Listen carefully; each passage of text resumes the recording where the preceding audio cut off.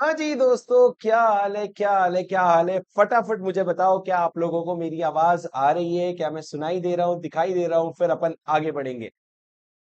फटाफट से अपना कंफर्मेशन दो, क्या आप लोगों को मेरी आवाज आ रही है? Can you see me? Can you see मी?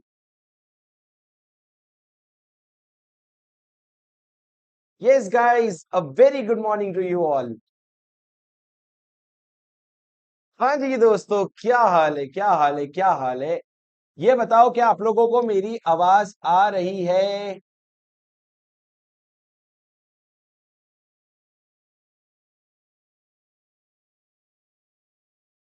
क्या आप लोगों को मेरी आवाज आ रही है? क्या मैं आप लोगों को दिखाई दे रहा हूं? फटाफट बताओ।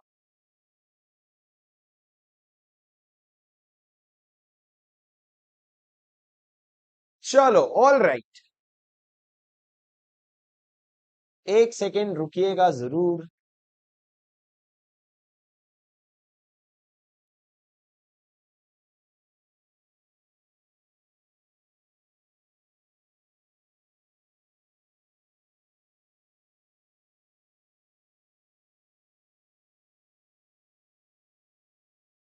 ओके गाइस, तो चलो शुरू करते हैं आज का रिवीजन। आज का रिवीजन जोर शोर से रिवीजन शुरू करते हैं। क्या पढ़ने वाले हैं सर? आज अपन पढ़ने वाले हैं एक्सेप्टेंस ऑफ डिपॉजिट के बारे में। बहुत ही इंपॉर्टेंट चैप्टर है। कभी 4 मार्क का भी आता है, कभी 2 नंबर का भी आता है, कभी 5 नंबर का भी आता है। तो 5 नंबर का मान करके चलते हैं डिपॉजिट, और 5 नंबर के हिसाब से बहुत स्कोरिंग है। और जब आप एक बार पूरा कंटेंट पढ़ लेंगे ना, आपको समझ आएगा कि भाई 5 नंबर तो छोड़, इससे तो 10 नंबर का भी क्वेश्चन बना सकते हैं ये लोग। तो उस हिसाब से बहुत इंपॉर्टेंट है। तो उस चीज को मन में रखते हुए पूरा शुरू करते हैं डिपॉजिट के चैप्टर को। डिपॉजिट का चैप्टर है chapter 5, acceptance of deposit by a company. अब ये जो डिपॉजिट है, ये शुरू होता है सेक्शन 73 से और खत्म होता है सेक्शन 77 पे। शुरू होता है कहां से? 73 पे, खत्म होता है सेक्शन 77 पे। सेक्शन 73 और 76 ए पे खत्म होता है। सो सॉरी, खत्म होता है 76 ए पे। बात सुनो सर, डिपॉजिट में इतने सारे सेक्शंस नहीं है जितना बड़ा डिपॉजिट का डेफिनेशन है। क्या बात कर रहे हो सर, इतना सा तो डेफिनेशन है। क्या है डिपॉजिट का डेफिनेशन? ये देखो आपकी स्क्रीन पे। डिपॉजिट डिफाइंड है सेक्शन 2 क्लॉज 31 में। जहां क्या लिखा है, कंपनी में कोई भी पैसा आता है ना, क्या लिखा हुआ है, कंपनी में कोई भी पैसा आता है ना, उसको डिपॉजिट मान लेने का। सर लोन आ रहा है, डिपॉजिट मान लो। कोई और रिसीट आ रहा है, डिपॉजिट मान लो। तो deposit includes any receipt of money by way of deposit और लोन ऑन और इन एनी अदर फॉर्म। कोई भी फॉर्म में कोई भी पैसा आ रहा है, उसको क्या मान लेने का? उसको डिपॉजिट मान लेने का। पर डिपॉजिट नहीं मानोगे कुछ चीजों को। It does not include such categories of amount as may be prescribed in consultation with RBI. कुछ चीजों को डिपॉजिट नहीं मानोगे, वो कुछ चीजें क्या है, वो यहां पे लिखी हुई है। ठीक है। ओके, तुम लोग यार मेरे से लॉ की बातें करो, अभी मेरे से एडमिन सवाल मत पूछो। विशाल सर के बाकी वीडियोस कब अपलोड होंगे? होंगे। मेरे से लॉ तो सुन लो पहले। मस्त चैप्टर है सर, 5 नंबर का आएगा, एकदम स्कोरिंग हो जाएगा। प्लीज सुन करके चले जाओ। क्या कहा मैंने? डिपॉजिट का डेफिनेशन याद करते हैं। डिपॉजिट मतलब क्या? Deposit includes any receipt of money by way of deposit और लोन और इन एनी अदर फॉर्म। किसी भी फॉर्म में पैसा आ रहा है उसको भी डिपॉजिट बोलेंगे। But it will not include some categories of amount, such categories of amount as may be specified by whom, as may be specified by central government in consultation with RBI. CG RBI से पूछ के बताएगा कौन कौन से amount नहीं होंगे deposit में, और वो डिपॉजिट में नहीं होंगे। ठीक है। उसके बाद सर, अब मैंने डिपॉजिट से रिलेटेड कुछ पॉइंट्स बताना है आपको कि डिपॉजिट का रीपेमेंट एकदम टाइम बाउंड होता है। टाइम बाउंड मैनर में डिपॉजिट होता है। डिपॉजिट जो होता है ना, वो सिक्योर्ड भी हो सकता है, अनसिक्योर्ड भी हो सकता है। पर जब आप सिक्योर्ड डिपॉजिट बनाओगे, सिर्फ आप टैंजिबल एसेट्स पे बनाओगे। सर क्या बात कर रहे हो? आपने तो हमको रजिस्ट्रेशन ऑफ चार्जेस चैप्टर पढ़ाया, वहां पे तो आपने बोला कि चार्जेस जो है वो इनटैंजिबल एसेट्स का भी क्रिएट हो सकता है। हाँ, वो क्रिएट हो सकता है, पर हम पढ़ रहे एक स्पेसिफिक इंस्ट्रूमेंट जिसका नाम है डिपॉजिट। अगर कंपनी डिपॉजिट ले रही है, क्या बदले में सिक्योरिटी दे सकती है? हाँ, पर सिर्फ इंटेंजिबल एसेट्स का दे सकती है। सही बोला ना मैंने? सिर्फ इंटेंजिबल एसेट्स का दे सकती है, टैंजिबल का नहीं दे सकती। सही बोला ना मैंने?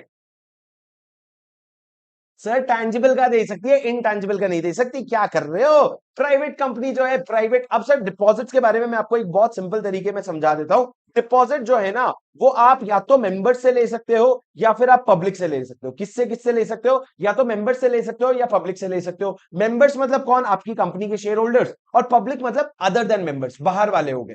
अभी अगर मेंबर से डिपॉजिट ले रहे हैं ना, वो कोई भी ले सकता है, पब्लिक कंपनी भी ले सकती है, प्राइवेट कंपनी भी ले सकती है, कोई टेंशन नहीं है। पर अगर पब्लिक से पैसा ले रहे हो, बाहर वालों से पैसा ले रहे हो, तो प्राइवेट कंपनी तू तो सोचना भी मत, प्राइवेट कंपनी तू तो सोचना भी मत। और जो पब्लिक कंपनी है ना, अगर तुम एलिजिबल पब्लिक कंपनी हो, मतलब हम एक क्राइटेरिया बताएंगे, अगर वो क्राइटेरिया आप मीट करते हो तभी आप क्या करना, आप डिपॉजिट लेना, वरना आप डिपॉजिट नहीं लेना। तो मैंने क्या कहा, मेंबर से ले सकते हैं, अदर देन मेंबर से ले सकते हैं, सिक्योर्ड हो सकता है, अनसिक्योर्ड हो सकता है। सिक्योर्ड होगा तो टैंजिबल असेट्स के साथ होगा एंड इनटैंजिबल के साथ नहीं होगा। मेंबर से ले सकते हो, पब्लिक से ले सकते हो। अगर मेंबर से कौन ले सकता है? मेंबर से तो कोई भी ले सकता है, अपने घर की बात है। पर पब्लिक से अगर लेने की बात करो तो पब्लिक से प्राइवेट कंपनीज नहीं ले सकती, सिर्फ पब्लिक कंपनीज ले सकती है, वो भी वो ही कंपनी जो एलिजिबल पब्लिक कंपनी है। एलिजिबल पब्लिक कंपनी क्या होता है सर? वो डेफिनेशन अपन थोड़ी देर में देखेंगे। पर सर डिपॉजिट में सबसे बड़ा प्रोविजन क्या होता है? ध्यान से सुनना।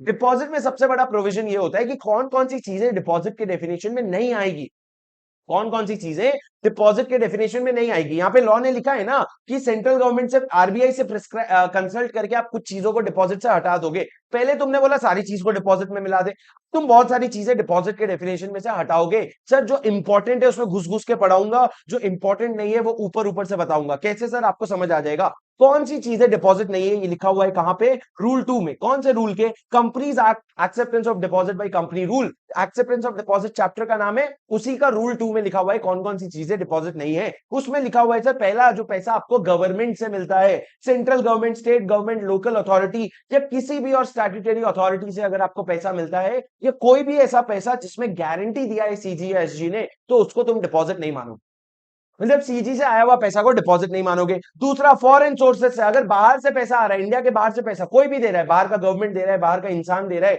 बाहर के बैंक्स दे रहे हैं, बाहर के मल्टीलैटरल फाइनेंशियल इंस्टीट्यूशंस दे रहे हैं, जैसे कि वर्ल्ड बैंक हो गया, इस तरह के लोग भी अगर पैसे दे रहे हैं तो उसको डिपॉजिट के पैसों में, डिपॉजिट के डेफिनेशन में नहीं लिया जाएगा। मेरे को एक बार बस आप ये कंफर्म कर दो, आपको मेरी आवाज जो है वो क्लियर आ रही है क्या?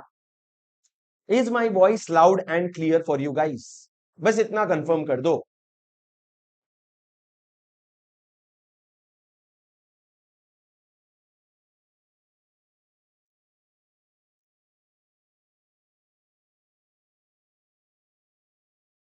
परफेक्ट, क्लियर है sir, perfect, all clear, very good. चलो आगे बढ़ते हैं। वीर तुम बड़े चलो, वीर तुम बड़े चलो, मेरा नाम सुनो, मेरे मेरे पॉइंट सुनो सुनो।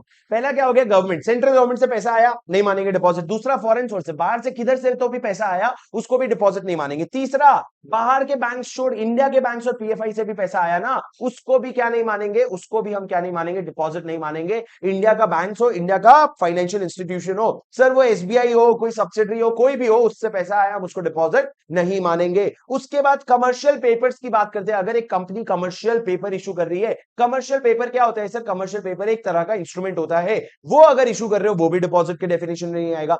Inter corporate loans, inter corporate loans भी डिपॉजिट में नहीं आएंगे। सर ये सारी चीजें डिपॉजिट से हटा क्यों रहे? सबसे पहले तो तुमने गधों की तरह उसको डिपॉजिट के डेफिनेशन में डाल दिया, तो एक एक छाट छाट के उठा रहे हो। जैसे कि कमर्शियल पेपर बोले ये हम गवर्न नहीं करेंगे, ये कहीं और गवर्न हो रहा है। इंटर कॉर्पोरेट लोन बोले हम ये गवर्न नहीं करेंगे, अलग से कंपनीज एक्ट में गवर्न हो रहा है। तो इन्होंने बोला इसको हम गवर्न डिपॉजिट वाले चैप्टर में नहीं करेंगे। तुमको पता है अगर एक चीज डिपॉजिट बन जाती है तो उसमें कितने सारे कंप्लायंसेस आ जाते हैं, कितने सारे कंप्लायंसेस आ जाते हैं। उसके बाद मैंने कहा एप्लीकेशन मनी, बहुत सिंपल है, लॉजिक ध्यान रखना। अगर एक कंपनी को एप्लीकेशन मनी आता है, 60 डेज के अंदर रिफंड कर देना। कितने दिन के अंदर रिफंड कर देना? 60 डेज के अंदर रिफंड कर देना। पर अगर 60 डेज में रिफंड नहीं कर पाए ना, तो 15 दिन के बाद, जिस दिन 16 डेज के बाद, सुनो ना सुनो ना, 60 दिन के अंदर, सॉरी 60 डेज के अंदर अलॉटमेंट कर देना। अगर अलॉटमेंट नहीं कर पाए तो 60 डेज के बाद 15 दिन के अंदर रिफंड कर देना। अगर रिफंड नहीं किया 15 दिन में, तो उसको क्या मान लिया जाएगा? डिपॉजिट मान लिया जाएगा। सर इस दिन आपको एप्लीकेशन मनी आया, उसके 60 दिन के अंदर डिसाइड कर लेना अलॉट करना है नहीं करना है। अगर अलॉट कर दिया तुमने तो रिफंड नहीं करना पड़ेगा। पर अगर तुमने अलॉट नहीं किया, अगर तुमने बोला अलॉट नहीं करेंगे हम तुमको, तो जिस दिन 60 दिन खत्म हुआ ना, उसके 15 दिन के अंदर क्या करना होगा? रिफंड। अगर 15 दिन तक भी रिफंड नहीं किया तो उसके बाद हम क्या मान लेंगे? इसको हम डिपॉजिट मान लेंगे और डिपॉजिट का प्रोविजन एप्लीकेबल हो जाएगा। पर सर रिफंड मान जाए, रिफंड रिफंड म्हणजे रिफंड, रिफंड मतलब वापस करना होगा, तुम उसको एडजस्टमेंट नहीं कर सकते। तुम ये नहीं बोल सकते भाई तू मेरे से ना जियो का नेट पैक ले ले और मैं तेरे को रिफंड नहीं करूंगा, नहीं नहीं नहीं नहीं, any adjustment other than what is allowed will not be considered as refund. Sir जो पैसा आता है ना एप्लीकेशन मनी, वो दो ही काम के लिए यूज हो सकता है, या तो एडजस्टमेंट अगेंस्ट अलॉटमेंट और for the refund of the money, इसके अलावा कोई भी पर्पस के लिए यूज नहीं हो सकता। तो अगर आप रिफंड कर रहे हो तो रिफंड करो प्रॉपर, एडजस्टमेंट वगैरह करोगे तो रिफंड नहीं मानेंगे, उसको डिपॉजिट मान लेंगे हम। उसके बाद सर डायरेक्टर वाला पॉइंट बहुत इंपॉर्टेंट है, कुछ पॉइंट्स में मार्क करवाऊंगा आपको। एप्लीकेशन मनी बहुत इंपॉर्टेंट है, डायरेक्टर वाला पॉइंट बहुत इंपॉर्टेंट है। डायरेक्टर वाला पॉइंट क्या है सर, अगर एक कंपनी है उसको उसका डायरेक्टर अगर पैसा देता है, क्या वो डिपॉजिट माना जाएगा? लॉ ने कहा नहीं। अगर एक प्राइवेट कंपनी है उसका डायरेक्टर या उसका रिलेटिव अगर कंपनी को पैसा देता है, क्या उसको डिपॉजिट माना जाएगा? नहीं। अगर एक पब्लिक कंपनी है और उसकी कंपनी का डायरेक्टर, नहीं, अगर एक पब्लिक कंपनी है और उसकी कंपनी के डायरेक्टर का रिलेटिव कंपनी को पैसा देता है, क्या डिपॉजिट माना जाएगा? हाँ। अरे घंटा समझा तुमको, मेरी बात समझो। सर ये कंपनी है, कंपनी को दो पार्ट में डिवाइड कर दो, पब्लिक कंपनी और प्राइवेट कंपनी। अगर पब्लिक कंपनी या प्राइवेट कंपनी को किसी को भी उनके डायरेक्टर से पैसा आ रहा है ना, तो उसको डिपॉजिट नहीं मानेंगे। पर प्राइवेट कंपनी ने इन्होंने थोड़ी ज्यादा छूट दी और बोले कि अगर डायरेक्टर के रिलेटिव से भी पैसा आ रहा है ना, तो भी उसको हम डिपॉजिट नहीं मानेंगे। चिल मारो तुम। बस हमारी दो ही शर्तें। एक शर्त यह है कि डायरेक्टर तू ना डिक्लेरेशन देना। क्या डिक्लेरेशन? कि ये जो पैसा हम दे रहे हैं ना कंपनी को, ये जो पैसा हम दे रहे हैं कंपनी को, ये पैसा मेरा खुद का पैसा है, कोई बोरो किया हुआ पैसा नहीं है। ये पैसा मेरा खुद का पैसा है, कोई बोरो किया हुआ पैसा नहीं है। ये पहला डिक्लेरेशन आपको देना पड़ेगा। दूसरा, ये जो पैसा आया है ना, इसके बारे में बोर्ड अपने रिपोर्ट में बताएगा। बोर्ड अपने रिपोर्ट में लिख के बताएगा कि भैया जो पैसा आया है वो ये देखो, हमको डायरेक्टर से इतना पैसा आया है, या प्राइवेट कंपनी है तो डायरेक्टर के रिलेटिव से इतना पैसा आया है। सर क्या आपको मेरी बात समझ आई? या तो डायरेक्टर से, पर अगर पब्लिक कंपनी के डायरेक्टर के रिलेटिव से पैसा आ रहा है ये वाला, तो ये वाला आपका डिपॉजिट मान लिया जाएगा। इसको यहां पे एक्सेप्शन में कवर्ड नहीं है। सर क्या आपको बात समझ आई? हाँ सर। पहले हमने क्या पढ़ा? सीजीएसजी, उसके बाद हमने क्या पढ़ा? फॉरेन सोर्स, उसके बाद हमने क्या पढ़ा? बैंक्स एंड फाइनेंशियल इंस्टीट्यूशन, उसके बाद हमने पढ़ा commercial paper, inter corporate loan, application money and directors.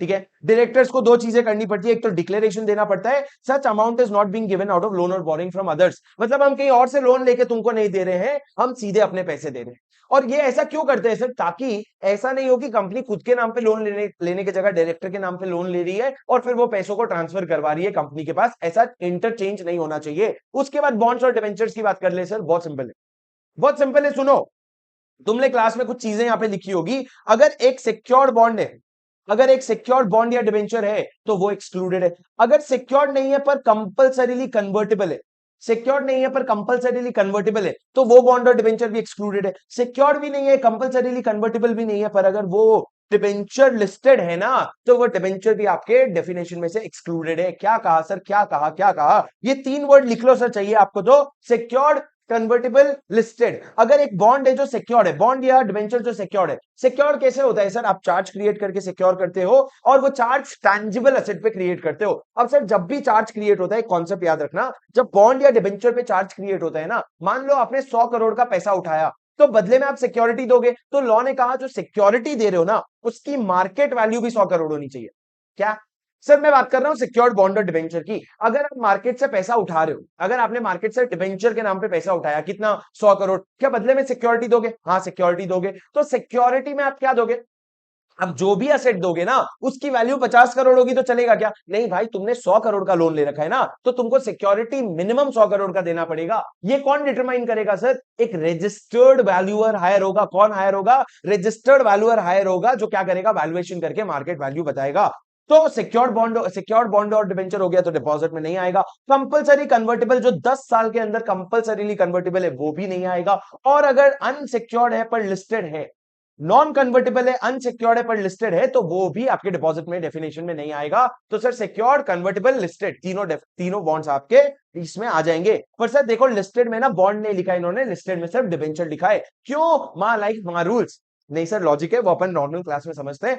मेरी बात समझो, सिक्योर डिपॉजिट फ्रॉम एम्प्लॉय, अगर एक कंपनी एम्प्लॉय से डिपॉजिट ले रहा है, ऐसा कैसे होता है सर? होता है गवर्नमेंट कंपनीज में। अगर कंपनी सिक्योरिटी एम्प्लॉय से डिपॉजिट ले रहा है तो उसको डिपॉजिट में नहीं लेना। एक ही शर्त है, दो शर्त है एक्चुअली। एक तो वो एनुअल सैलरी से कम होना चाहिए और दूसरा non interest bearing security deposit होना चाहिए। अगर एक कंपनी अपने एम्प्लॉय से सिक्योरिटी डिपॉजिट ले रही है, क्या उसको डिपॉजिट के डेफिनेशन में कवर कर देंगे? लॉ ने कहा नहीं। लॉ ने कहा अगर वो एनुअल सैलरी से कम है, मेरी एनुअल सैलरी मान लो अगर 12 लाख रुपए है, तो 12 लाख से कम का अगर डिपॉजिट है और नॉन इंटरेस्ट बेरिंग है तो वो सिक्योरिटी डिपॉजिट के डेफिनेशन में नहीं आएगा।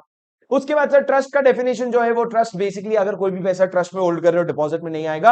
आप सिक्योरिटी डिपॉजिट ऑफ एम्प्लॉय को भी इंपॉर्टेंट मार्क कर लो, बॉन्ड्स और डिबेंचर्स को इंपॉर्टेंट मार्क करने की जरूरत नहीं है। अभी तक मैंने 3 इंपॉर्टेंट मार्क करवाया, एप्लीकेशन मनी, डायरेक्टर और आपका सिक्योरिटी डिपॉजिट ऑफ एम्प्लॉय। अब सर सुनो, in the ordinary course of A business, ये आपके आईसीआई मॉड्यूल में है, एग्जाम में आने के चांसेस है। वैसे तो बहुत ज्यादा थियरी हो जाएगा, आएगा तो, पर हमको याद करना है जहां हमको रिस्क नहीं लेना है लाइफ में। बस क्या नहीं लेना है? रिस्क नहीं लेना है अपने को लाइफ में। तो मेरी बात सुनो, जोर से सुनो मेरी बात। सुन रहे हो तुम मेरी बात? कौन कौन मेरी बात सुन रहे? बोलो हाँ। अरे बोलो हाँ। अरे सर बोलो ना हाँ। बोलो बोलो, कुछ तो बोलो, मुंह तो खोलो। जोर से बोलो श्रिया, हाँ। ओके गाइस, चलो जो नहीं बोल रहे ना, तुम नालायक हो। जो बैठ के सुन रहे हैं, तुम बोल नहीं रहे हो, तुम नालायक हो। टू वे कम्युनिकेशन रखो, टू वे कम्युनिकेशन। मेरी बात सुनो, मेरी बात सुनो, आगे बढ़ते हैं। Sir in the course of business क्या होता है? In the course of business क्या होता है? In the course of business क्या होता है? In the course of business मतलब सर, अगर मैं धंधा चला रहा हूं और धंधा चला रहा हूं, मैं कोई सामान बेचता हूं, कोई माल बेचता हूं, तो वो माल बेचने के लिए मैंने एडवांस ले लिया, या फिर मैं कोई सर्विस देता हूं, सर्विस के लिए मैंने कोई एडवांस ले लिया, या फिर मैं इमूवेबल प्रॉपर्टी बेच रहा हूं, मेरा ये घर है और मैं घर बेचना चाह रहा हूं, घर बेचने के लिए मैंने थोड़ा सा एडवांस ले लिया। तो ये सारी चीजों के लिए अगर आप एडवांस ले रहे हो, क्या ये डिपॉजिट माना जाएगा? नहीं सर, अगर आप कोई भी एडवांस लेते हो ऑर्डिनरी कोर्स ऑफ बिजनेस में, उसको डिपॉजिट नहीं माना जाएगा। Any amount received in the course of business of a company, कोई भी अमाउंट बिजनेस के कोर्स में अगर आया है as an advance for supply of good service provided, या तो आप ऐसे पढ़ो, सिर्फ कीवर्ड्स पढ़ो, एडवांस की तरह आया है गुड्स और सर्विसेज के लिए, पर एक ही शर्त है, वो जो गुड्स के लिए आपने एडवांस लिया है ना, वो गुड्स आपने 365 डेज में क्या कर देना चाहिए? आपने क्या कर देना चाहिए? डिलीवर कर देना चाहिए। दूसरा, as an advance for immovable property, आपने इमूवेबल प्रॉपर्टी बेचने के लिए एडवांस लिया है। आपने सिक्योरिटी डिपॉजिट लिया है फॉर परफॉर्मेंस ऑफ कॉन्ट्रैक्ट, या फिर अगर आपने एडवांस लिया है for a long term project और for a supply of capital goods, आपने बोला पूरी एक बहुत बड़ी मशीन बना के तुमको दूंगा, तुम मेरे को एडवांस में पेमेंट दो। तो सर ये सारे एडवांस, कोई एडवांस आपने वारंटी के लिए लिया है, अगर आप कोई वारंटी दे रहे हो, कोई वारंटी दे रहे हो मतलब क्या? सर्विस कॉन्ट्रैक्ट होते हैं सर, एनुअल मेंटेनेंस कॉन्ट्रैक्ट होते हैं, उसका एडवांस में पैसा ले लेते हो। अगर मान लो आपको, आपने वन प्लस का फोन खरीदा और वो बोले कि 5 साल का वारंटी, अभी से मेरे को पेमेंट कर दो, तो सर पेमेंट जो आपने कर दिया वो क्या उस कंपनी के लिए एडवांस हो गया? नहीं सर, अगर 5 साल तक के लिए लेते हो ना वारंटी, तो वो डिपॉजिट नहीं होगा। Advance as may be allowed by sectoral regulator, अगर बैंक कोई एडवांस ले रहे, या फिर सर कोई भी एडवांस फॉर सब्सक्रिप्शन, अगर आपने 12 महीने का नेटफ्लिक्स का सब्सक्रिप्शन कर लिया, क्या वो डिपॉजिट हो गया कंपनी के पास? नहीं सर, वो क्या है? एडवांस है। अगर आपने लाइव मिंट का, या फिर आपने हिंदूज का, हिंदू न्यूज़पेपर का सब्सक्रिप्शन अगर ले लिया, क्या वो कवर होगा? लॉ ने कहा नहीं। मतलब सर लॉजिकली सोचो, गुड्स के लिए, इमूवेबल प्रॉपर्टी के लिए, सर्विसेज के लिए, लॉन्ग टर्म प्रोजेक्ट्स के लिए, कैपिटल गुड्स के लिए, फ्यूचर सर्विसेज के लिए, वारंटी के लिए, सेक्टोरियल रेगुलेटर के लिए, या सब्सक्रिप्शन के लिए, ये सारी चीजों के लिए अगर आप एडवांस लेते हो, क्या वो एडवांस सही में एडवांस है मेरे दोस्त? क्या वो एडवांस डिपॉजिट है मेरे दोस्त? नहीं, वो बिल्कुल भी डिपॉजिट नहीं है। कुछ हमारे शर्त है, जैसे कि गुड्स के केस में 365 डेज में गुड्स का सप्लाई हो जाना चाहिए। वारंटी के केस में 5 साल से ज्यादा का वारंटी नहीं होना चाहिए। इस तरह के हमारे क्या है, थोड़े से छोटे मोटे शर्तें। अब सर नीचे क्या लिखा है देखो, provided that if amount under A B and D, A B D क्या है सर? ए गुड्स का है, बी इमूवेबल प्रॉपर्टी का है, और डी किसका है? लॉन्ग टर्म प्रोजेक्ट्स का है। अगर ABD of becomes refundable due to reasons that the company does not have necessary permission on expiry of 15 days from the date they become refundable, it shall be deemed to be deposit. मतलब law क्या कहता है? सुनो, मैं माल बेचता हूं, तुमने मेरे को एडवांस दिया, मैं बोला तुमको माल दूंगा, क्या वो एडवांस डिपॉजिट होता है? लॉ ने कहा नहीं। पर चलो मान लो 6 महीने बाद क्या हुआ, हमारा कॉन्ट्रैक्ट खत्म हो गया, हमारा कॉन्ट्रैक्ट खराब हो गया, तुमने बोला नहीं नहीं माल नहीं चाहिए मेरे को, पैसे वापस कर। तो जैसे ही ये डिसाइड हुआ ना पैसे वापस होंगे, 15 दिन के अंदर पैसे वापस हो जाना चाहिए, नहीं तो उसको डिपॉजिट मान लिया जाएगा। सर ये गुड्स के केस में सही है, इमूवेबल प्रॉपर्टी के केस में सही है, और लॉन्ग टर्म प्रोजेक्ट्स के केस में सही है। समझे क्या सर? क्या बात है, क्या बात है, क्या बात है, सही है। समझे? किसके गाने गा रहा हूं मैं भी, पाप लगेगा। सुनो सुनो सुनो सुनो सुनो, उसके बाद मैंने क्या कहा सर, प्रमोटर बहुत इंटरेस्टिंग कॉन्सेप्ट है, ये सुन लेना। कभी कभी क्या होता है, मैंने एक नई कंपनी बनाई था रैंकर्स वे लिमिटेड, और मैं बैंक के पास गया लोन लेने के लिए। बैंक ने बोला मैं क्यों लोन दूं, पहले अपने प्रमोटर से तो लोन ले। प्रमोटर कौन, शुभम सिंघल। तो बोले शुभम सिंघल से तू थोड़ा लोन ले। मैंने बैंक को बोला तू 1 करोड़ लोन देना। तो बैंक ने बोला 1 करोड़ नहीं दूंगा, 70 लाख दूंगा, वो भी एक ही शर्त पे दूंगा, अगर शुभम जो है वो 30 लाख डालता है कंपनी में। क्यों ऐसी शर्त लगा रहा है सर बैंक, ताकि कल को शुभम को डर रहे पैसा डूबने का। शुभम को डर रहा है कि जब मैं कंपनी चला रहा हूं पैसे डूबेंगे, तो सिर्फ बैंक के नहीं मेरे भी पैसे डूबेंगे। इसको मैंने क्लास में क्या समझाया था, इसको कहते हैं स्किन इन द गेम। तो सर अगर उस कारण से प्रमोटर थोड़े से पैसे कंपनी में ला रहा है, क्या वो डिपॉजिट माना जाएगा? लॉ ने कहा नहीं। पर सर एक और शर्त है, ये जो डिपॉजिट है ना, ये जो आपने लोन ले रखा है ना प्रमोटर से, ये वापस भी हो जाना चाहिए जैसे ही बैंक का रीपेमेंट हो जाएगा। अरे आप समझे क्या, अगर मैं हूं द रैंकर वे लिमिटेड और मैं गया एक्सिस बैंक के पास, एक्सिस बैंक ने बोला मैं क्यों पैसे दूं, पहले शुभम सिंघल से पैसे ला, तब जाके मैं क्या करूंगा, 70 लाख दूंगा। अगर शुभम सिंघल देखो 30 लाख देगा, क्यों, कल को पैसे डूबेंगे तो शुभम के 30 लाख भी डूबेंगे ना, तो शुभम कंपनी को ध्यान से चलाएगा। तो sir the Shubham Singhal which is a promoter is bringing in money because the lending institution, because the lending institution मतलब वो इंस्टीट्यूशन जो पैसा दे रहा है, उसने ये कंडीशन लगा रखा है, उसने क्या लगा रखा है, कंडीशन लगा रखा है। तो मैंने क्या कहा, any amount brought in by the promoters by way of unsecured loan. Sir unsecured है, सिक्योर्ड नहीं हो सकता, अनसिक्योर्ड है। And the loan is brought as a stipulation, stipulation मतलब क्या लिख सकते हो सर यहाँ पे, condition by the lending institution और bank on promoter to contribute such finance. उन्होंने ये शर्त लगाई थी कि प्रमोटर तू भी पैसा लाएगा। The loan is provided by the promoter himself और the relative and both, and the exemption shall be available only till loan of financial institution are repaid and not thereafter। जब तक लोन रीपे नहीं हो जाता तभी तक ये exemption valid रहेगा। जब आपका लोन रीपे हो जाता है उसके बाद आपको तुरंत वापस करना पड़ेगा, नहीं तो डिपॉजिट मान लिया जाएगा। सर ये भी इंपॉर्टेंट वा है, इंपॉर्टेंट वा क्या है सर, प्रमोटर अगर पैसे ला रहे हैं, प्रमोटर पैसे क्यों ला रहे हैं, क्योंकि लेंडिंग इंस्टीट्यूशन ने स्टिपुलेशन लगा रखा है। तो अनसिक्योर्ड लोन ला रहे हो, और सर लोन या तो प्रमोटर ला रहा है या उसका कोई रिलेटिव ला रहा है, एंड ये एक्सेम्पशन तभी तक मिलेगा जब तक लोन रीपे नहीं हो जाता। सर 3-4 चीजें याद रखो, एक तो अनसिक्योर्ड है, एक तो शर्त के वजह से ला रहा है, खुद ला रहा है या उसका रिलेटिव ला रहा है, तभी तक एग्जामेशन है जब तक रीपे नहीं हो जाता। याद हुआ सर? चलो आगे बढ़ते हैं। Nidhi, oh my God, Nidhi company और subscription to chit. Sir Nidhi company में भी अगर कोई पैसे आ रहे हैं उसको ये चैप्टर में डिपॉजिट नहीं माना जाएगा। सीआईएस क्या होता है सर, कलेक्टिव इन्वेस्टमेंट स्कीम, यहाँ पे आगे लिखा हुआ है कलेक्टिव इन्वेस्टमेंट स्कीम, वो सेबी के हिसाब से रेगुलेट होता है, वो डिपॉजिट के डेफिनेशन में नहीं आएगा। कोई इंपॉर्टेंट बात नहीं है सर, ऐसे ही बस याद कर लो, निधि के पास पैसे आ रहे हैं डिपॉजिट में नहीं आएगा, चिट अगर आ रहे हैं तो पैसे डिपॉजिट में नहीं आएगा, और अगर कलेक्टिव इन्वेस्टमेंट स्कीम है तो वो भी डिपॉजिट में नहीं आएगा। अब सर बात करते हैं 15th point which is very important,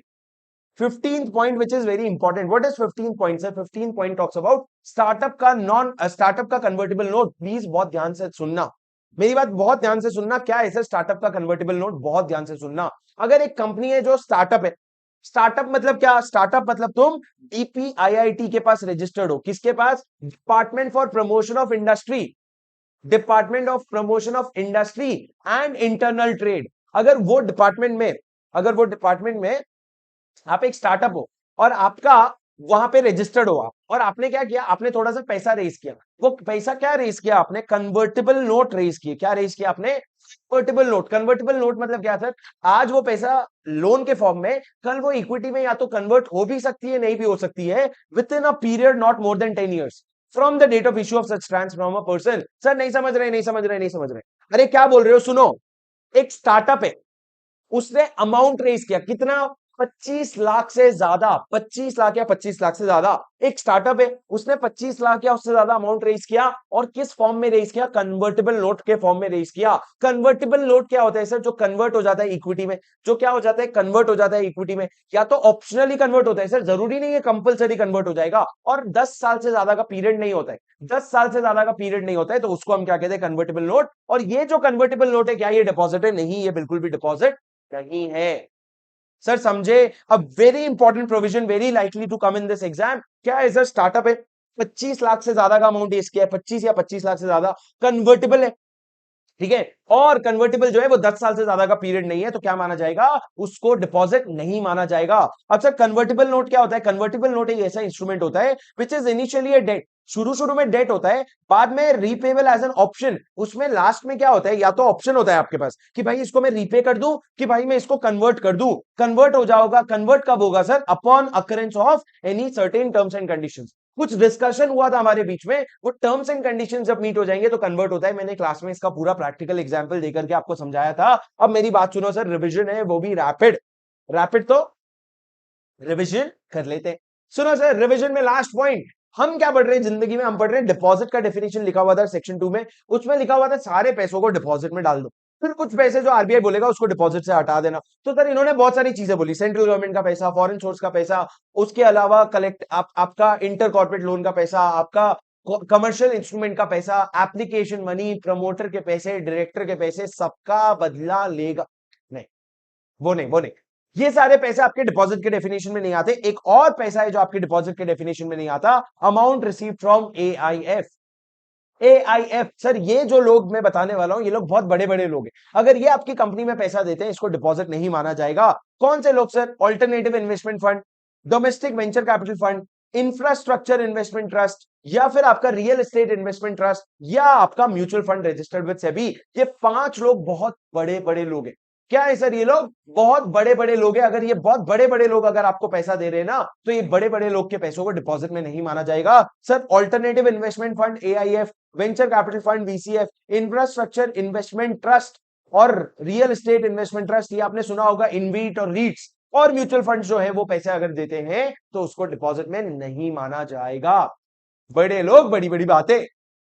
चलो सर आगे बढ़ते हैं। डिपॉजिटर कौन होता है, ऐसी तैसी भाई। डिपॉजिटर या तो मेंबर होता है या पब्लिक होती है। मेंबर किसको देता है, किसी को भी दे सकता है। पब्लिक किसको देती है, वो सिर्फ वो पब्लिक कंपनी को देती है जो एलिजिबल पब्लिक कंपनी है। तो एलिजिबल पब्लिक क्या होता है sir, very important definition. Eligible public company वो होती है जो 4 कंडीशन मीट करती है। सबसे पहला, आपका जो नेटवर्थ है वो 100 करोड़ या उससे कम नहीं है। मैं इसको 3 कंडीशन बोलता हूं। चलो, फर्स्ट और सेकंड को अपन एक कंडीशन मानेंगे, सेकंड और थर्ड और फोर्थ को अपन 2 कंडीशन मानेंगे। तो पहला कंडीशन क्या है सर, या तो आपका नेटवर्थ 100 करोड़ या उससे ज्यादा है, या आपका टर्नओवर 500 करोड़ या उससे ज्यादा है। क्या कहा सर मैंने, या तो आपका नेटवर्थ 100 करोड़ या उससे ज्यादा है, या फिर आपका टर्नओवर 500 करोड़ या उससे ज्यादा है। ये पहला कंडीशन हो गया। And you have taken prior consent bye way of special resolution, आपने एसआर पास कर लिया और शेयर होल्डर का अप्रूवल ले लिया है, और ये जो रेजोल्यूशन है ना, ये आपने आरओसी के साथ फाइल भी कर दिया है। तो सर 3 शर्त, मैं बहुत बड़ी कंपनी हूं, मैंने एसआर भी मांग लिया और मैंने एसआर को आरओसी को बता भी दिया, तब जाके मैं एलिजिबल कंपनी बनता हूं। क्या बनता हूं बोलो ना, एक बार मेरे साथ याद करो ना दोस्त प्लीज ना यार। अब भी बैठे हो, याद करके जाओ ना घर में, और क्या पढ़ना है, अभी इधर के इधर ही याद हो जाना चाहिए। एलिजिबल प्राइवेट कंपनी होती है क्या सर, नहीं, एलिजिबल पब्लिक कंपनी होती। एलिजिबल पब्लिक कंपनी में क्या आता है, वो कंपनी जिसका नेटवर्थ 100 करोड़ या उससे ज्यादा है, टर्नओवर 50 करोड़ 500 करोड़ या उससे ज्यादा है। सॉरी, नेटवर्थ 100 करोड़ या उससे ज्यादा, टर्नओवर 50 करोड़ या उससे 500 करोड़ या उससे ज्यादा, दोनों में से कोई भी कंडीशन मीट हो। नेटवर्थ 100 करोड़ और मोर, टर्नओवर 500 करोड़ और मोर। उसके बाद सेकंड, आपने क्या पास किया है, प्रायर कंसेंट लेके एसआर पास किया है। And third and the most important point, आपने ये जो एसआर है, जो रेजोल्यूशन है, ये किसके पास फाइल कर दिया, आरओसी के पास फाइल कर दिया। समझे सर, तब जाके आप क्या बनते हो, एलिजिबल कंपनी बनते हो। पर सर आपको क्या पास करना पड़ता है, SR.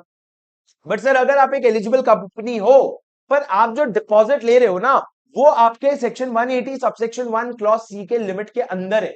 Sir section 180 clause 1 subsection 1 clause C क्या कहता है, 100% of paid up share capital plus free reserve plus security premium. अगर ये तीनों के लिमिट के अंदर है, 100% of paid up share capital plus free reserve plus security premium, ये 100% के लिमिट के अंदर अगर है ना, तो ओआर एसआर पास करने की जगह ओआर पास कर दोगे तो काम चल जाएगा। तो सर लॉ ने कहा यू तो एसआर पास करना होगा, पर अगर तुम एक ऐसी कंपनी हो जिसका लोन लिमिट के अंदर है, जिसका डिपॉजिट लिमिट के अंदर है, जिसका टोटल बोरोइंग लिमिट के अंदर है, तो आपको क्या करना पड़ेगा, ओआर पास करना पड़ेगा। सर मेरे को फटाफट एक सवाल का जवाब दे दो, अगर एक कंपनी का पेड अप शेयर कैपिटल और फ्री रिजर्व और सिक्योरिटी प्रीमियम मिला के आता है 100 करोड़, उस कंपनी को डिपॉजिट लेना है 70 करोड़ का, क्या उसको ओआर लगेगा कि एसआर, क्या उसको ओआर लगेगा कि एसआर। तो मैंने कहा सर उसको लगेगा ओआर, क्योंकि बोरोइंग्स जो है लिमिट के अंदर है। पर सर इसी एग्जांपल में अगर मैंने ये कह दिया कि ये जो कंपनी है उसकी एग्जिस्टिंग बोरोइंग जो है वो है 90 करोड़, और हमारी अभी कंपनी को लेना है डिपॉजिट कितने का, डिपॉजिट लेना है 11 करोड़ का, तो क्या पास करना पड़ेगा, ओआर की एसआर। एग्जिस्टिंग बोरोइंग सर ये लोन हो सकता है, ये डिबेंचर हो सकता है, ये कोई भी और लाइबिलिटी हो सकती है, पर वो 90 करोड़ है। और आपको लेना है 11 करोड़ का डिपॉजिट, सिर्फ 11 करोड़ का डिपॉजिट। ओआर पास होगा कि एसआर? सर यहां पे एसआर पास होगा। क्यों? 180 क्लॉज 1 सबसेक्शन सी की जो लिमिट है वो आपके पूरे बोरोइंग्स को एप्लीकेबल होती है। किसको? पूरे बोरोइंग्स को एप्लीकेबल होती है। तो अगर आपका बोरोइंग्स जो है, अगर आपका बोरोइंग्स टोटल कितना हो गया भाई, 101 करोड़ हो गया ना, तो तुमको ओआर में काम नहीं चलेगा, एसआर तो पास करना ही पड़ेगा दोस्त। ठीक है, चलो सर आगे बढ़ते हैं। Prohibition on acceptance of deposit from public, section 73, prohibition on acceptance of deposit from public. Sir ये सेक्शन 73 सुन लो, सेक्शन 73 सुन लो, आपको 76 भी जम जाएगा अपने। सेक्शन 73 सुन लो, 76 भी जम जाएगा, फिर तो चैप्टर खत्म है, आपको तो पता ही है। सर क्या है सेक्शन 76? बताओ ना, बताओ ना। 73 पहले बताता हूं। 73 बात करता है डिपॉजिट फ्रॉम मेंबर्स। अगर आप अपने ही मेंबर से पैसे ले रहे हो तो आप क्या क्या कंडीशन मीट करोगे। सर मेरे को एक बात बताओ, पब्लिक भी ले सकती है, प्राइवेट भी ले सकती है क्या? मेंबर से पैसा पब्लिक भी ले सकती है, प्राइवेट भी ले सकती है? हाँ सर, मेंबर से पैसा कोई भी ले सकता है। पर सर ये जो सेक्शन है ना, ये जो सेक्शन है, ये डिपॉजिट लेने की बात करता है। तुम मेरे को एक बात बताओ, डिपॉजिट लेने की बात, क्या तुम बैंक को बोल सकते हो कि भाई ये डिपॉजिट मत लेना, वो डिपॉजिट मत लेना? अरे बैंक का रोज का काम है डिपॉजिट लेना, उसको तुम क्या ये छोटी छोटी चीज से गवर्न करोगे? तो लॉ ने बोला ये जो प्रोविजन है ना, it will not apply to banking company, NBFCs and such other companies as CG में स्पेसिफाई। सर बैंक्स को, एनबीएफसी को, सीजी को, आरबीआई को, ये सबको नहीं एप्लीकेबल होगा। ऐसे ही अगर आपने क्वेश्चन बैंक पढ़ा है या आज पढ़ोगे तो आपको दिखेगा हाउसिंग फाइनेंस कंपनी, किसको? हाउसिंग फाइनेंस कंपनी को भी ये प्रोविजन एप्लीकेबल नहीं होगा। तो सर इन्होंने बोला बैंक बैंक को माफ कर दो। क्या कहा? बैंक बैंक को माफ कर दो, तुम लोग इसको बैंक जैसी चीजों को ये छोटे छोटे प्रोविजन अप्लाई करोगे क्या? बोले जाने दो। ठीक है, अब सर बहुत सिंपल है, अगर आप एक कंपनी हो जो पैसे लेना चाहता है मेंबर से, सबसे पहले पास करोगे resolution in the general meeting. Sir special लिखा है क्या? नहीं। तो रेजोल्यूशन मतलब क्या हो जाएगा? ऑर्डिनरी रेजोल्यूशन हो जाएगा, और उसके बाद मेंबर से पैसे ले सकते हो। लेकिन कुछ शर्तें हैं। पहला, आपको एक सर्कुलर बना के सारे मेंबर्स में सर्कुलेट करना पड़ेगा। सर सर्कुलर कौन से फॉर्म में बनेगा? याद कर लो, बहुत इंपॉर्टेंट है, फॉर्म डीपीटी 1। फॉर्म डीपीटी 1 मैंने क्लास में आपको केईआई इंडस्ट्री का या गोदरेज इंडस्ट्री का मैंने आपको क्या दिखा रखा है? मैंने आपको डीपीटी 1 दिखा रखा है। तो मेरी बात सुनो, सबसे पहले क्या करना होगा?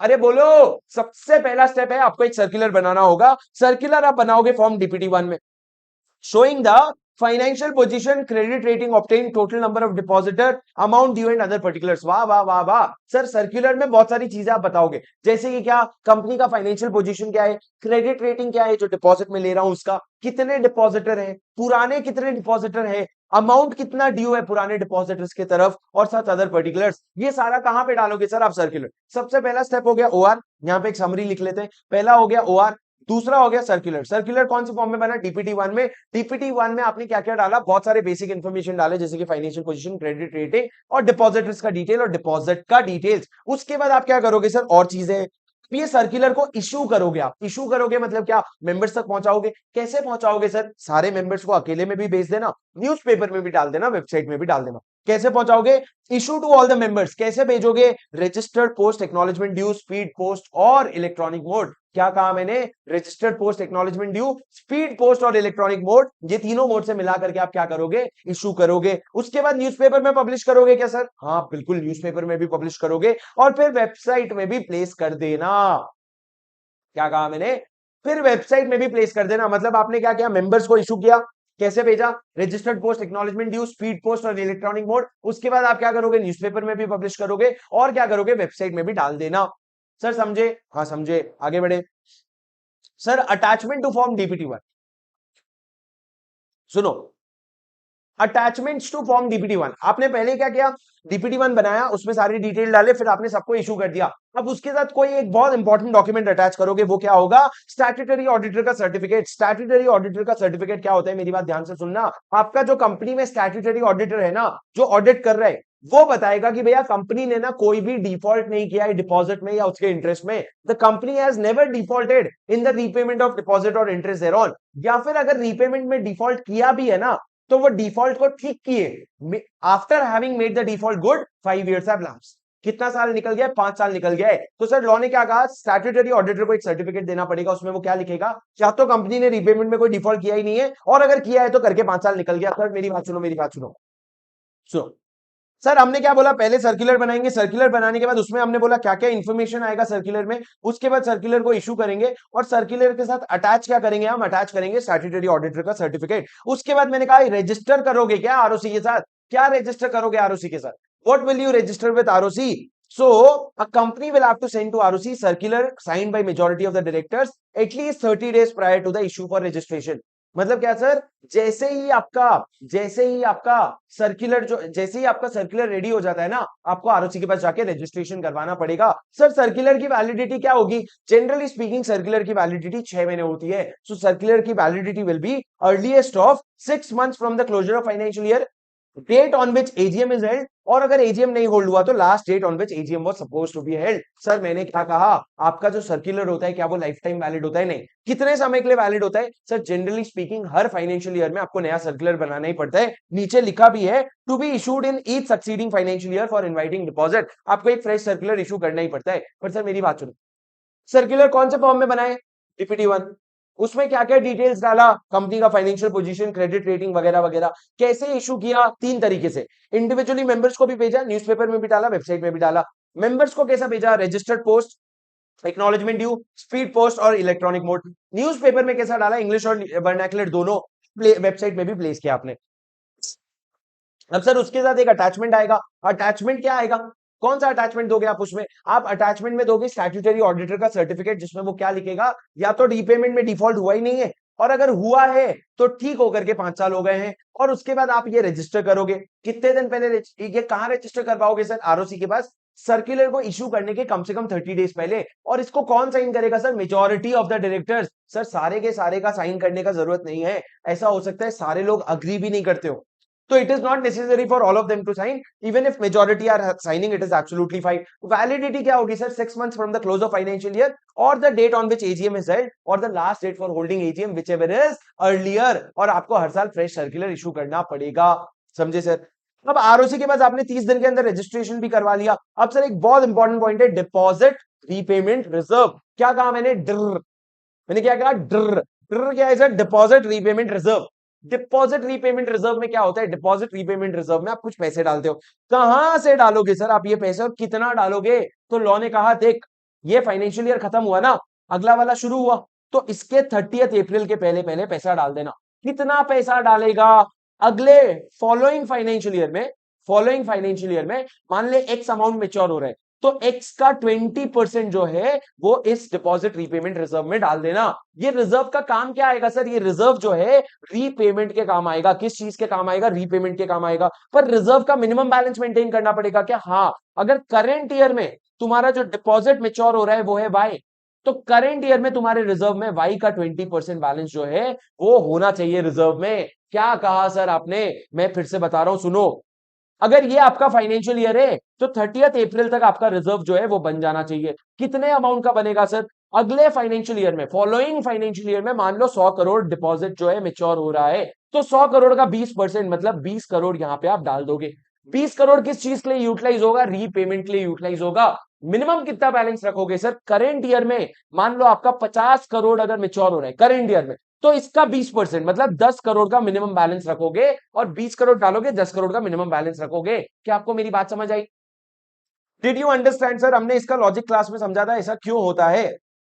Minimum balance 20% of the current financial year. उसके बाद मैंने क्या कहा सर, आगे बढ़ते हैं, आपको एक सर्टिफिकेट देना पड़ेगा जिसमें आप ये सर्टिफाई करोगे जो रीपेमेंट है वो 5 साल रीपेमेंट जो है वो सारा कुछ हुआ है, और अगर कोई रीपेमेंट नहीं हुआ है तो it's been 5 years since the default has been made good. Just give me a second, I will be back, someone is at the door, just give me a second.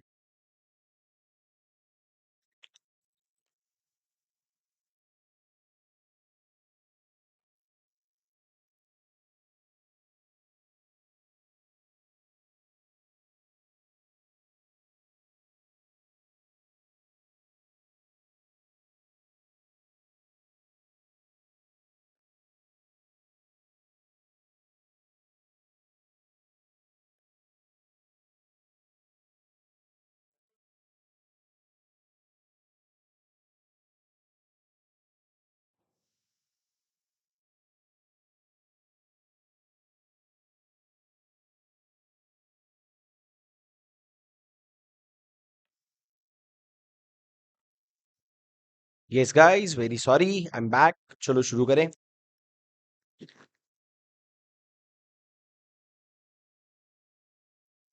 Sir समझा आपको? Sir did you understand maturity के साथ deposit कैसा होएगा? Deposit repayment reserve कितने का create करोगे sir? ये एग्जांपल चाहिए तो नोट कर लो। जो फाइनेंशियल ईयर में बात करो उसके 30 अप्रैल तक डिपॉजिट क्रिएट हो जाना चाहिए। फॉलोइंग फाइनेंशियल ईयर का 20% डिपॉजिट में डालना। और करेंट फाइनेंशियल ईयर का मेच्योरिटी, करेंट फाइनेंशियल ईयर का 20% से कम आपका मिनिमम बैलेंस नहीं होना चाहिए। Hello again. समझा सर? समझा, आगे बढ़े।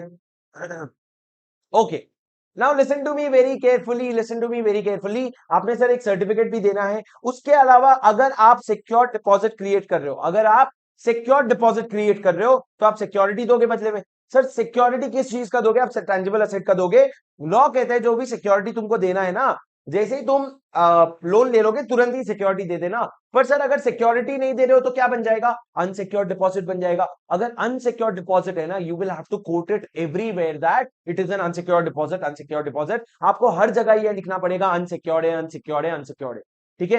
इन एवरी सर्कुलर फॉर्म, एडवर्टाइजमेंट और any other document you will have to mention that it is an unsecured deposit और इट इज। सर अगर एक डिपॉजिट है 100 करोड़ का, आपने डिपॉजिट लिया, कितना? 100 करोड़ का आपने डिपॉजिट लिया, बदले में आपने 40 करोड़ का सिक्योरिटी दिया, बाकी 60 करोड़ का सिक्योरिटी नहीं दिया। तो सर ये सिक्योर्ड है क्या अनसिक्योर्ड डिपॉजिट? या पार्टली है? लॉ ने कहा पार्टली वाटली कुछ नहीं होता है भाई, ये अनसिक्योर्ड डिपॉजिट है। सिर्फ 40 करोड़ की सिक्योरिटी देने से काम नहीं होगा। This is a very well unsecured deposit. Sir क्या आप समझे?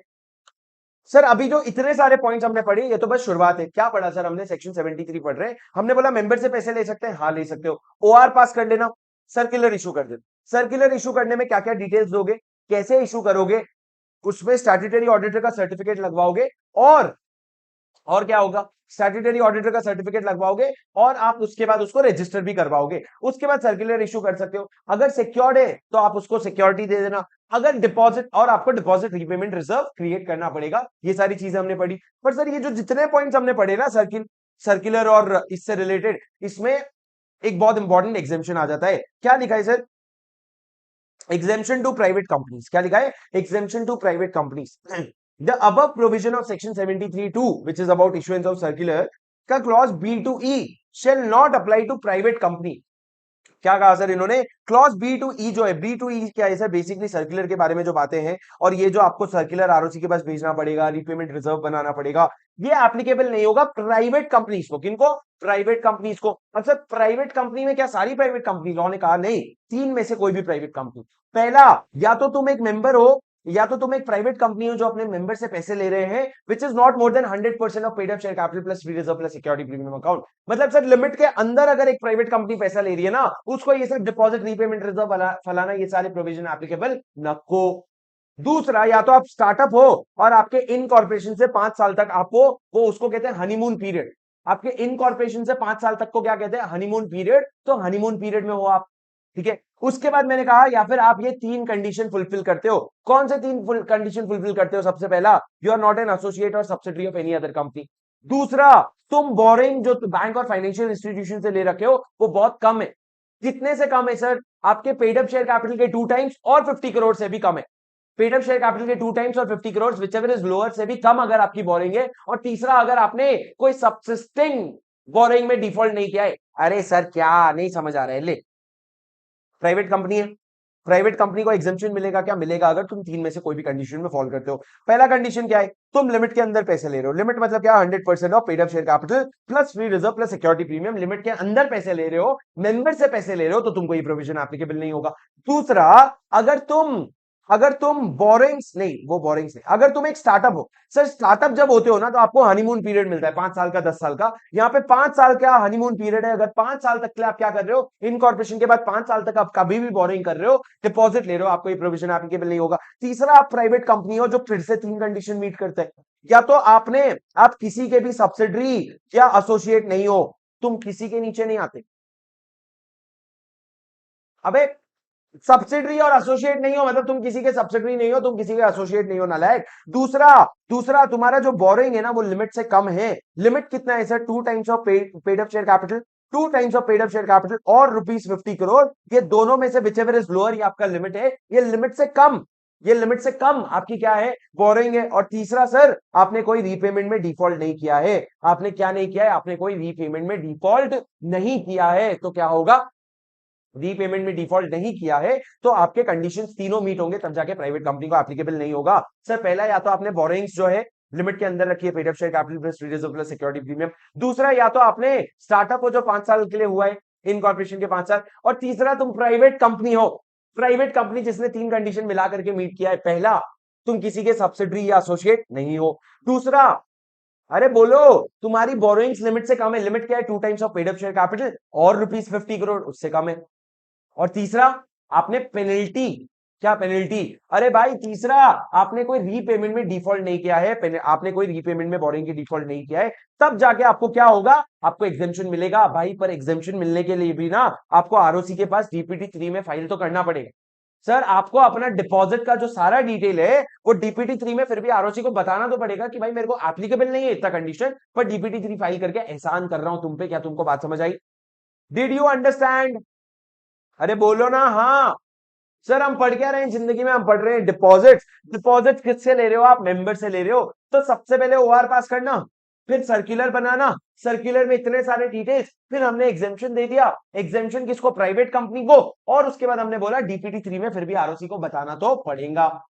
उसके बाद सर, उसके बाद थोड़े बेसिक पॉइंट शुरू होंगे। जो भी डिपॉजिट आपने लिया है उसको इंटरेस्ट के साथ रीपेमेंट कर दो, ठीक है। अगर तुमने फेल कर दिया रीपेमेंट में, तुमको रीपेमेंट करना होगा। अगर तुमने रीपेमेंट में डिफॉल्ट कर दिया तो क्या होगा, डिपॉजिटर जाएंगे किसके पास,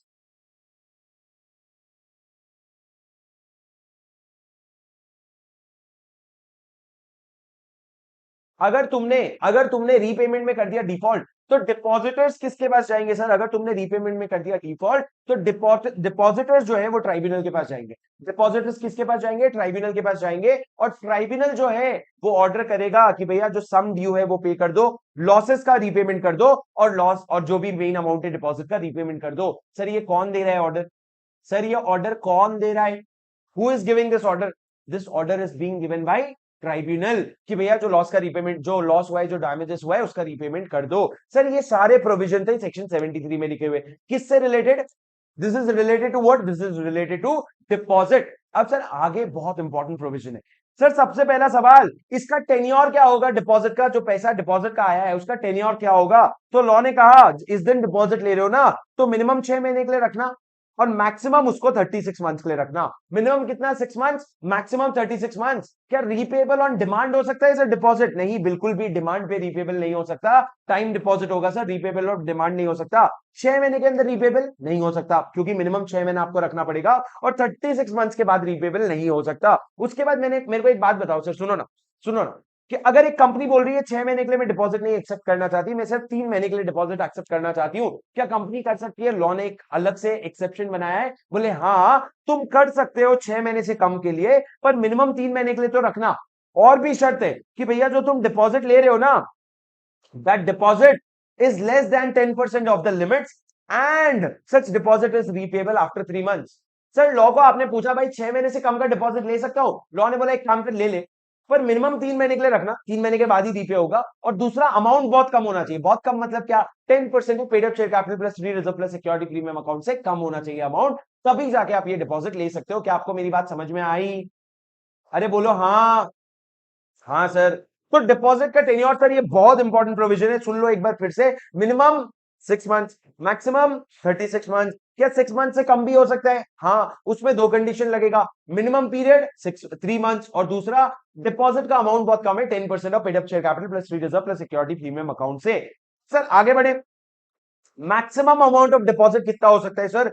बहुत ज्यादा इंपॉर्टेंट प्रोविजन है, बहुत ज्यादा इंपॉर्टेंट। अगर आप मेंबर डिपॉजिट ले रहे हो पब्लिक से, मैक्सिमम कितना ले सकते हो? लॉ ने बोला 35% of paid up share capital plus free reserve plus security premium account.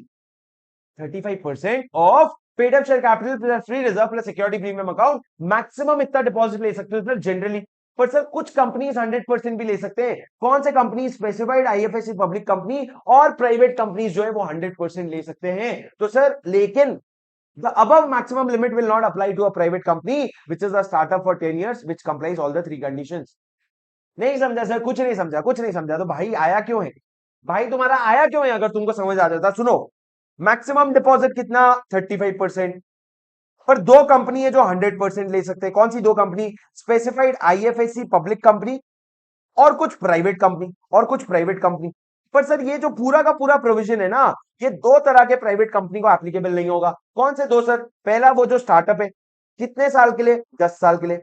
और दूसरा, स्टार्टअप जब से शुरू हुआ है उस दिन से लेके 10 साल तक तुमको ये एप्लीकेबल नहीं होगा। और दूसरा, या तो तुम कंपनी हो जो तीन कंडीशन फुलफिल करते हैं। कौन से तीन कंडीशन? अरे वही, तुम ना किसी के एसोसिएट या सब्सिडरी हो, तुम ना किसी के एसोसिएट या सब्सिडरी हो, और दूसरा, तुमने बोरोइंग्स जो है लिमिट में ले रखा है। लिमिट मतलब क्या? 2 times of paid of share capital और 50 crore which ever is lower, से भी कम है तुम्हारा बोरिंग, और तुमने बोरिंग के रीपेमेंट में कोई डिफॉल्ट नहीं किया है। अगर ये तीनों कंडीशन मीट होंगे तो तुम प्राइवेट कंपनी हो जिसको ये प्रोविजन एप्लीकेबल नहीं होगा। तो सर फिर ये कौन सी प्राइवेट कंपनी है जिसको 100% का लिमिट दे रहे हो? अरे इनके अलावा भी तो प्राइवेट कंपनी है ना। एक प्राइवेट कंपनी है जो स्टार्टअप है, उसको 10 साल हो गया, 10 साल चल रहा है, तो वो यहां पे फॉल करेगी। लेकिन 10 के बाद जब 11वां साल चलेगा तब तो वो यहां पे आ जाएगी ना, तो उसको लिमिट कितनी मिलेगी? 100% की लिमिट मिलेगी। तो लॉ ने कहा बेसिक लिमिट कितना है? 35%। Private company IFSC public company को 100%, लेकिन ये प्राइवेट कंपनी को ये प्रोविजन ही एप्लीकेबल नहीं है। मतलब तुम्हारे लिए कोई लिमिट, मैक्सिमम लिमिट है ही नहीं। समझे सर? अरे समझे? समझे क्या? चलो अब सर आगे बढ़ते हैं। सीलिंग। सीलिंग, दो चीजों पे इन्होंने सीलिंग लगा रखी है सर, एक तो रेट ऑफ इंटरेस्ट पे और एक ब्रोकरेज कमीशन पे। जो आप इंटरेस्ट दोगे वो कितना होगा? जितना मैक्सिमम एनबीएफसी को अलाउ कर रखा है आरबीआई ने, जितना आरबीआई ने एनबीएफसी को अलाउ कर रखा है उतना ही होगा आपका मैक्सिमम रेट ऑफ इंटरेस्ट। और ब्रोकरेज जो होगा वो ब्रोकरेज भी उतना ही होगा आपका। ब्रोकरेज और इंटरेस्ट दोनों उतना ही होगा जितना आरबीआई ने एनबीएफसी को अलाउ कर रखा है। तो आरबीआई ने एनबीएफसी को जो मैक्सिमम रेट अलाउ कर रखा है वो मैक्सिमम रेट तुम्हारे लिए भी एप्लीकेबल है। Depositor to file application form and declaration, भाई सिंपल सी बात है। अब मैं रिलायंस इंडस्ट्रीज हूं, मेरे को डिपॉजिट लेना है, तो सामने जो डिपॉजिटर है वो मेरे को एक एप्लीकेशन फॉर्म भर के देगा, उसके साथ उसको एक डिक्लेरेशन देना पड़ेगा कि ये जो पैसा है ना ये बोरोड नहीं है, मैंने बोरो नहीं किया, ये मेरे खुद के पैसे, ये डिक्लेरेशन देना पड़ेगा। एक सेकंड सर, मेरे को डेजा चू हो रहा है, डेजा चू हो रहा है, डेजा चू हो रहा है। कहाँ आया था सर ये? अरे थोड़ी देर पहले डायरेक्टर्स में आया था ना।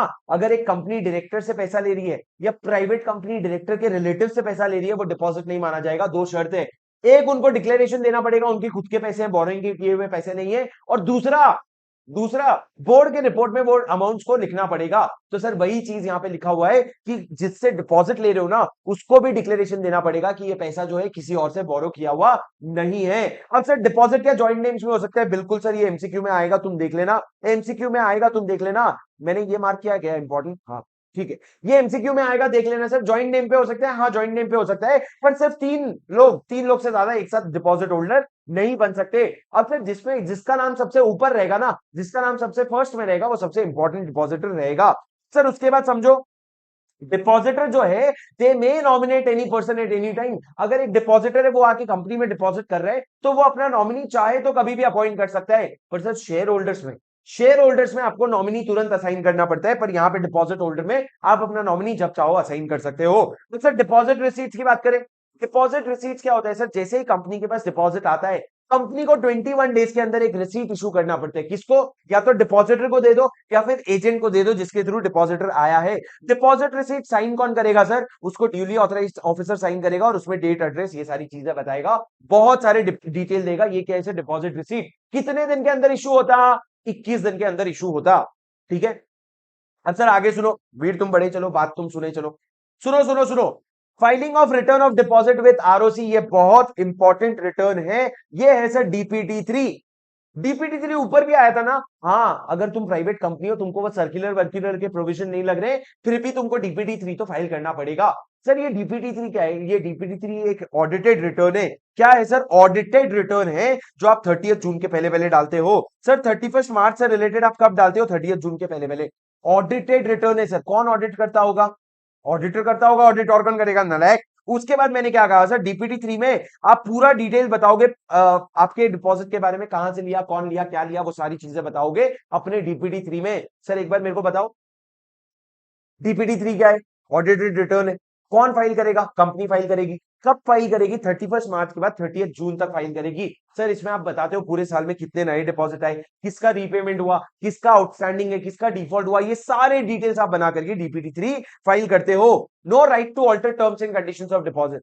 सर अगर आपने एक सर्कुलर इशू किया था, उसमें कुछ टर्म्स एंड कंडीशंस थे, वो सर्कुलर के बेसिस पे आपने डिपॉजिट एक्सेप्ट कर लिया है, अब क्या टर्म्स एंड कंडीशंस चेंज कर सकते हो? लॉ ने कहा चेंज ही नहीं कर सकते तुम डिपॉजिट ट्रस्ट।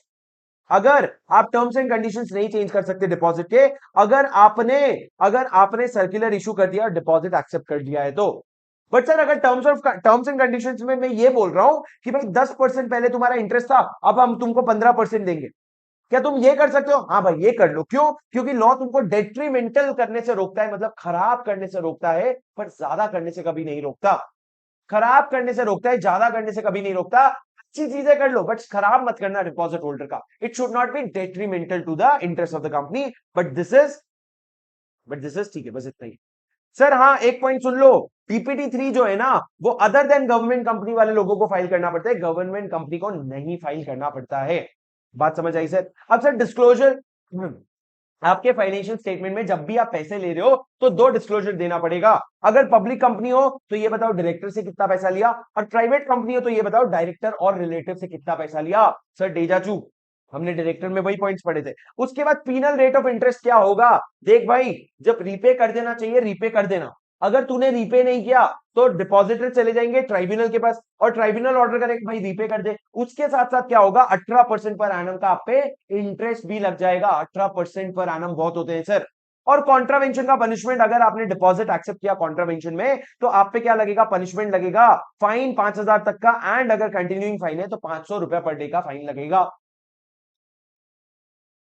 एक बार ध्यान सर आपका, एक्चुअली पब्लिक कंपनी में ये सब, पब्लिक में वापस ये सारी चीजें आएगी तो मैं एक बार आपको बता भी दूंगा, पर सर एक बार देख लो क्या सेक्शन है। सर एक बार सेक्शन 73 देख लो क्या है। सर्कुलर इशू करो, मेंबर्स को इंडिविजुअली भेजो, न्यूज़पेपर में डालो, वेबसाइट में डालो, उसके साथ एक स्टैट्यूटरी ऑडिटर का सर्टिफिकेट लगाओ जो बोलेगा भाई रीपेमेंट में कोई डिफॉल्ट नहीं हुआ है, अगर हुआ भी था तो डिफॉल्ट गुड हो गया है। उसके बाद आप आरओसी को क्या भेजोगे?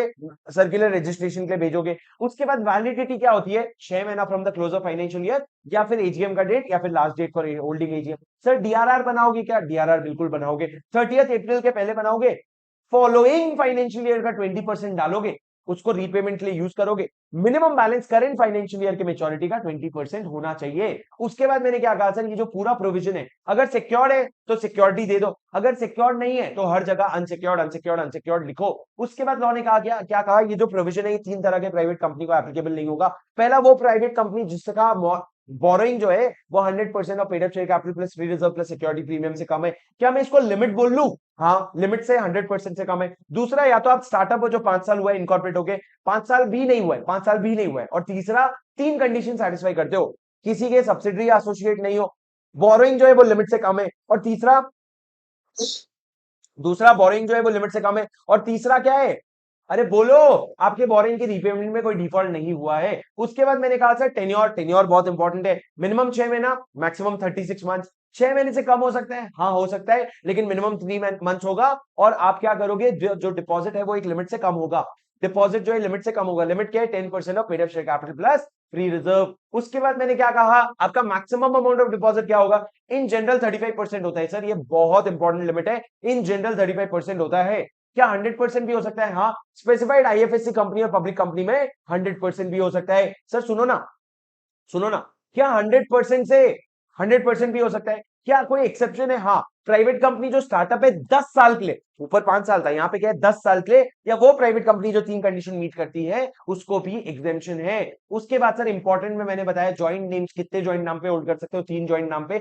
डिपॉजिट रिसीट इशू करना पड़ेगा 21 डेज में, रिटर्न फाइल करना पड़ेगा फॉर्म डीपीटी 3 में, और वो 30 जून के पहले पहले फाइल करना होगा। और बस पीनल रेट ऑफ इंटरेस्ट क्या होगा सर? 18% का इंटरेस्ट रेट होगा। ये सारे प्रोविजन हमने पढ़े सर। अरे कौन कौन जग रहा है? बोलो हाँ, बोलो हाँ।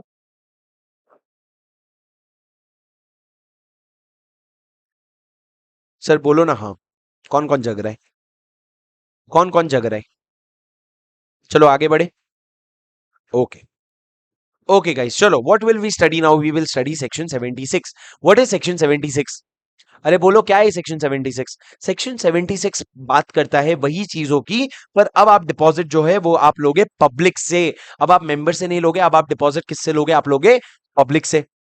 सर आपको मेरी आवाज क्लियर आ रही है? आपको आवाज क्लियर आ रही है? हाँ सर। तो अब आप डिपॉजिट किससे लोगे? आप डिपॉजिट लोगे पब्लिक से। ओके, आगे सुनते हैं। डिपॉजिट जब पब्लिक से लोगे ना सर, बहुत सारी चीजें तो वही रहेगी। जैसे कि आपका टेन्योर हो गया, आपका मैक्सिमम अमाउंट हो गया, लगभग लगभग वही होगा। पर सर ये सेक्शन में जब हम पढ़ेंगे ना, तो थोड़ी बारीकियां हैं, समझना। ठीक है, और बहुत आसानी से खत्म हो जाएगा, ज्यादा नए प्रोविजन आपको नहीं मिलेंगे। सर अगर आपको पब्लिक से पैसा लेना है, सबसे पहले आपको क्या करना पड़ेगा? आपको स्पेशल रेजोल्यूशन पास करना पड़ेगा। अब ये जो स्पेशल रेजोल्यूशन है, वो आपको आरओसी के पास फाइल करना पड़ेगा, और आपको एलिजिबल कंपनी बनना पड़ेगा। सर एलिजिबल कंपनी के 3 कंडीशन। पहला, आपका नेटवर्थ 100 करोड़ या उससे ज्यादा है, और टर्नओवर 500 करोड़ या उससे ज्यादा है। उसके बाद आपने क्या पास किया है? एसआर, और ये एसआर आपने आरओसी को बता दिया है। पर एसआर की जगह कभी कभी एसआर की जगह कभी कभी आप क्या कर सकते हो? ओआर भी पास कर सकते हो। सर एसआर की जगह कभी कभी आप ओआर भी पास कर सकते हो। तो ओआर पास करोगे, कब पास करोगे? जब आपका 180 सबसेक्शन 1 क्लॉज सी के लिमिट के अंदर बोरिंग्स हो रही है। उसके बाद मैंने क्या कहा सर? सुनो, जो आप डिपॉजिट ले रहे हो उसके लिए आपको क्रेडिट रेटिंग ऑब्टेन करना पड़ेगा। मेंबर से ले रहे हो तो ठीक है, क्रेडिट रेटिंग के बारे में हमने ज्यादा नहीं बोला। पर अगर डिपॉजिट बाहर से ले रहे हो ना, बाहर से अगर पैसे ले रहे हो ना, पब्लिक से पैसे ले रहे हो, तो क्रेडिट रेटिंग ढंग से करवाना पड़ेगा। उसमें क्या लिखा है सर? हर साल करवाना पड़ेगा आपको credit rating. You will have to do it every year. उसका कॉपी आप आरओसी के पास फाइल करोगे DPT 3 में। और रेटिंग जो है ना, वो मिनिमम इन्वेस्टमेंट ग्रेड रेटिंग का होना चाहिए। मिनिमम इन्वेस्टमेंट ग्रेड रेटिंग भाई 180C नहीं है विक्रम, वो है 180 सबसेक्शन 1 क्लॉज सी।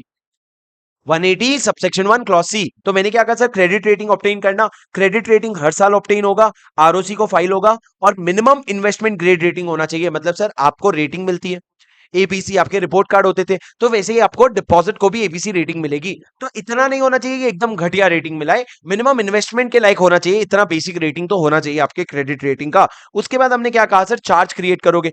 अगर सिक्योर क्रेडिटर है तो चार्ज क्रिएट करना होगा। सर अनसिक्योर्ड भी हो सकता है क्या? बिल्कुल हो सकता है। हमने गोदरेज का फाइनेंशियल देखा था एक बैच में, हमने एक बैच में केईआई इंडस्ट्री का फाइनेंशियल देखा था। उसमें वो जो डिपॉजिट रेज कर रहे थे वो अनसिक्योर्ड था। तो अनसिक्योर्ड भी हो सकता है, पर अगर सिक्योर्ड है तो किस पे क्रिएट होगा, किस पे सिक्योरिटी दोगे सर? टैंजिबल एसेट्स पे। कितने दिन के अंदर? उन्होंने कहा with in 30 days of acceptance. जब आप एक्सेप्ट कर रहे हो उसके 30 डेज के अंदर, इन फेवर ऑफ या तो डिपॉजिट होल्डर्स या फिर उनके ट्रस्टी के फेवर में आप क्या करोगे? सिक्योरिटी क्रिएट कर दोगे। अमाउंट ऑफ चार्ज क्या होगा सर? आपके डिपॉजिट के अमाउंट से ज्यादा होगा। जो आपने लोन अगर डिपॉजिट 100 करोड़ का लिया है, उसके अगेंस्ट जो चार्ज क्रिएट करोगे उसकी वैल्यू 100 करोड़ से ज्यादा होगी। और ये मार्केट वैल्यू डिसाइड कैसे होगा सर? रजिस्टर्ड वैल्यू डिसाइड करेगा, और टैंजिबल एसेट पे चार्ज क्रिएट होगा। यही सारी चीजें तो बार बार पढ़ रहे हैं सर। क्या एक एक एक एक्स्ट्रा चीज पढ़ी कि 30 डेज के अंदर आपका चार्ज क्रिएट हो जाना चाहिए। बाकी तो वही वही चीजें। इन फेवर किसके फेवर में क्रिएट होगा सर? एक वर्ड था डिपॉजिटर, दूसरा वर्ड था trustee of a deposit holder. ये बहुत इंपॉर्टेंट प्रोविजन है। अब सर सुनना, इसमें टेन्योर क्या होगा? टेन्योर क्या होगा सर डिपॉजिट का? इसमें टेन्योर का क्या होगा? A company can not accept deposit. Tenure वही चीज होगी सर, मैं वापस रिपीट नहीं कर रहा हूं, पूरा वही टेन्योर होगा। मिनिमम 6 मंथ्स, मैक्सिमम 36 मंथ्स, और मिनिमम 6 महीने से कम हो सकता है। कि हाँ, 3 महीने का भी हो सकता है, पर जो अमाउंट है वो 10% of paid up share capital plus free reserve plus security premium से कम होना चाहिए। समझे? एक सेकेंड गाइस, एक second, I will be back.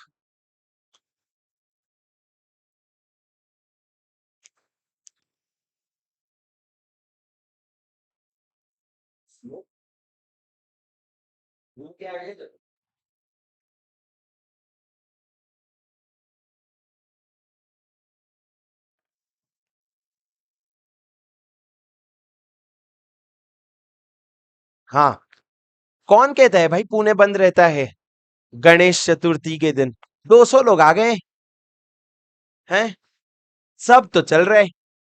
Class नहीं लेनी बस तुमको फेस टू फेस। सुनो नालायको, सुनो मेरी बात सुनो। सर मैंने क्या कहा? उसके बाद मैंने आपको ये समझाया कि जो आपका डिपॉजिट का टेन्योर क्या होता है। अब मैं आपको एक बहुत इंपॉर्टेंट प्रोविजन बता रहा हूं, ये सर मार्क कर लो, इंपॉर्टेंट, बहुत ज्यादा इंपॉर्टेंट है। ये क्या है? Appointment of trustee for depositor. Appointment of trustee for depositor, मेरी बात सुनो, appointment of trustee for depositor. Sir सुनो ना, सर आप ना इतने सारे कंपनी में डिपॉजिट होल्डर होते हैं, तो उसके लिए एक फेवर में एक ट्रस्टी अपॉइंट करोगे। सर लॉजिक हम घुस घुस के बहुत क्लास में पढ़े थे, अभी मेरी बात सुनो, रिवीजन के हिसाब से बता रहा हूं। एक या एक से ज्यादा ट्रस्टी अपॉइंट होगा। सर ये ट्रस्टी इंडिविजुअल होगा कि कंपनी भी हो सकता है? कोई भी हो सकता है, इंडिविजुअल भी हो सकता है, कंपनी भी हो सकता है। इसको अपॉइंट कौन करेगा सर? इसको अपॉइंट करेगा कंपनी खुद। मतलब आप समझो, अगर रिलायंस इंडस्ट्रीज है, उसने लोन लिया है डिपॉजिट होल्डर से 100 करोड़ का, तो ये रिलायंस इंडस्ट्रीज क्या करेगा? एक ट्रस्टी अपॉइंट करेगा। वो ट्रस्टी कौन होगा सर? वो कंपनी भी हो सकता है, इंडिविजुअल भी हो सकता है। कौन अपॉइंट कर रहा है? कंपनी। किसको अपॉइंट कर रहे हैं, इंडिविजुअल को या कंपनी को? क्या के लिए? डिपॉजिट होल्डर के फेवर में एक्ट करने के लिए। तो सर इसका रिटन कंसेंट आपको लगेगा उसको अपॉइंट करने के लिए, और एक स्टेटमेंट आएगा सर्कुलर में कि भैया ट्रस्टीज जो है उन्होंने अपना कंसेंट दे दिया है। मतलब सर आपको उसका रिटन कंसेंट भी लगेगा और एक स्टेटमेंट भी डालोगे कि भैया रिटन कंसेंट हमको मिल गया है। अब सर ये जो कंपनी है ना, उसको एक डिपॉजिट ट्रस्ट डीड एग्जीक्यूट करवाना पड़ेगा इन फॉर्म DPT3। सर क्या लिखा है देखो, at least 7 days before the issue of circular. मतलब सर आप समझो, सर्कुलर इस दिन इशू किया, उसके 7 दिन पहले आपको क्या करना पड़ेगा, डिपॉजिट ट्रस्ट डीड में एंटर करवाना पड़ेगा डिपॉजिटरी ट्रस्टी को। सर ये जो डिपॉजिटरी ट्रस्टी होता है, एक चीज याद रखना, ये अपना प्रायर रिटन कंसेंट देगा, और इसने अपना रिटन कंसेंट दिया है ऐसा आप सर्कुलर में लिखोगे भी। ये सर्कुलर में आप लिखोगे एक लाइन कि जो डिपॉजिटरी ट्रस्टी है, मान लो हमने अजय देवगन को डिपॉजिटरी ट्रस्टी बनाया, तो हम लिखेंगे अजय देवगन ने अपना रिटन कंसेंट दिया है और वो अग्री करता है डिपॉजिटरी ट्रस्टी बनने के लिए। क्या आपको मेरी बात समझ आई? हाँ सर। अब बात करते हैं क्वालिफिकेशन की। क्वालिफिकेशन क्या होता है सर एक ट्रस्टी का? तो क्वालिफिकेशन क्या है, मेरी बात ध्यान से सुनना। सर सुनना एक बार, ये सेम प्रोविजन आपका क्वालिफिकेशन ऑफ डिबेंचर होल्डर में आएगा, वहां पे मैं स्किप करवा दूंगा, एक बार सुन लो। जो पर्सन है ना, person including a company shall not be appointed as a trustee if such person is, वो डिस्क्वालीफाई हो जाएगा अगर ये कंडीशन में फॉलो नहीं करेगा। वो इज अ डायरेक्टर, की मैनेजर पर्सन और अदर ऑफिसर और एम्प्लॉय ऑफ कैश और अ डिपॉजिटर ऑफ द कंपनी। या तो आप एम्प्लॉय हो, या तो आप डायरेक्टर हो, या की मैनेजर पर्सन हो, किसके? कंपनी के, एसोसिएट के, सब्सिडरी के, होल्डिंग के।